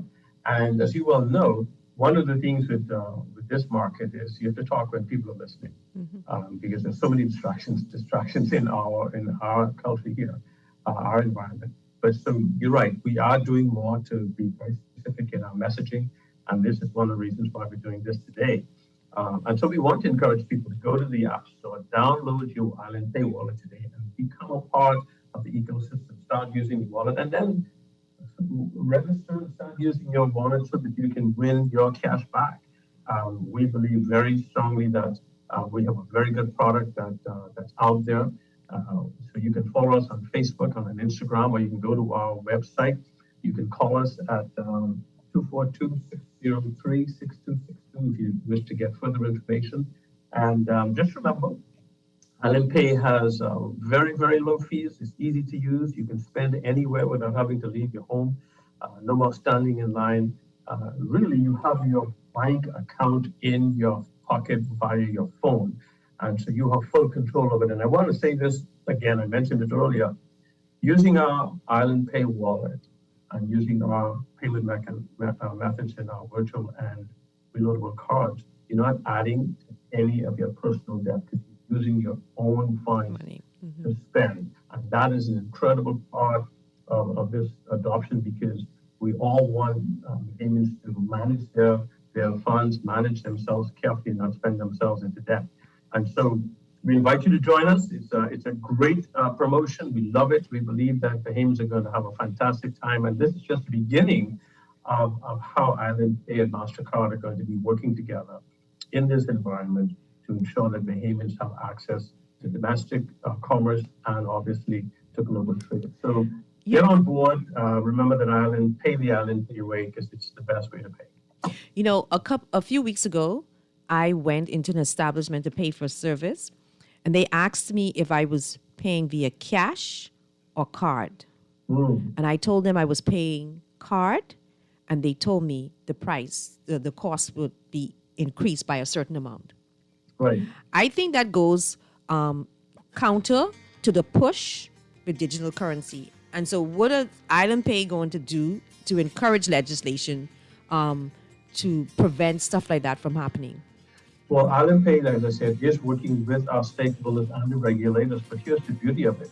If you had presented your Island Pay card, that question would never come to you. Wow. There you go. Ever. There you go. Okay. Ever. Well, we got to wrap up it. Jeff Beckles with Island Pay, thank you so much. Thank you for coming on with that great news. I am definitely gotta get my card now. And spend your own money though. You're spending your own money. Yeah, Got credit. Of course. We appreciate you. We're back tomorrow morning at 9 a.m. right after Morning Blend here on Guardian Radio 96.9 FM. Pam, thanks for being here. Thank you, Chester. Have a blessed week, Bahamas. It's great to see you. Stay tuned for On the Clock with Aaron Green coming up next. Yes, have a blessed day. Be good to each other. I'm Chester Robards. Wake up, it's a new day. Wake up, it's a new day.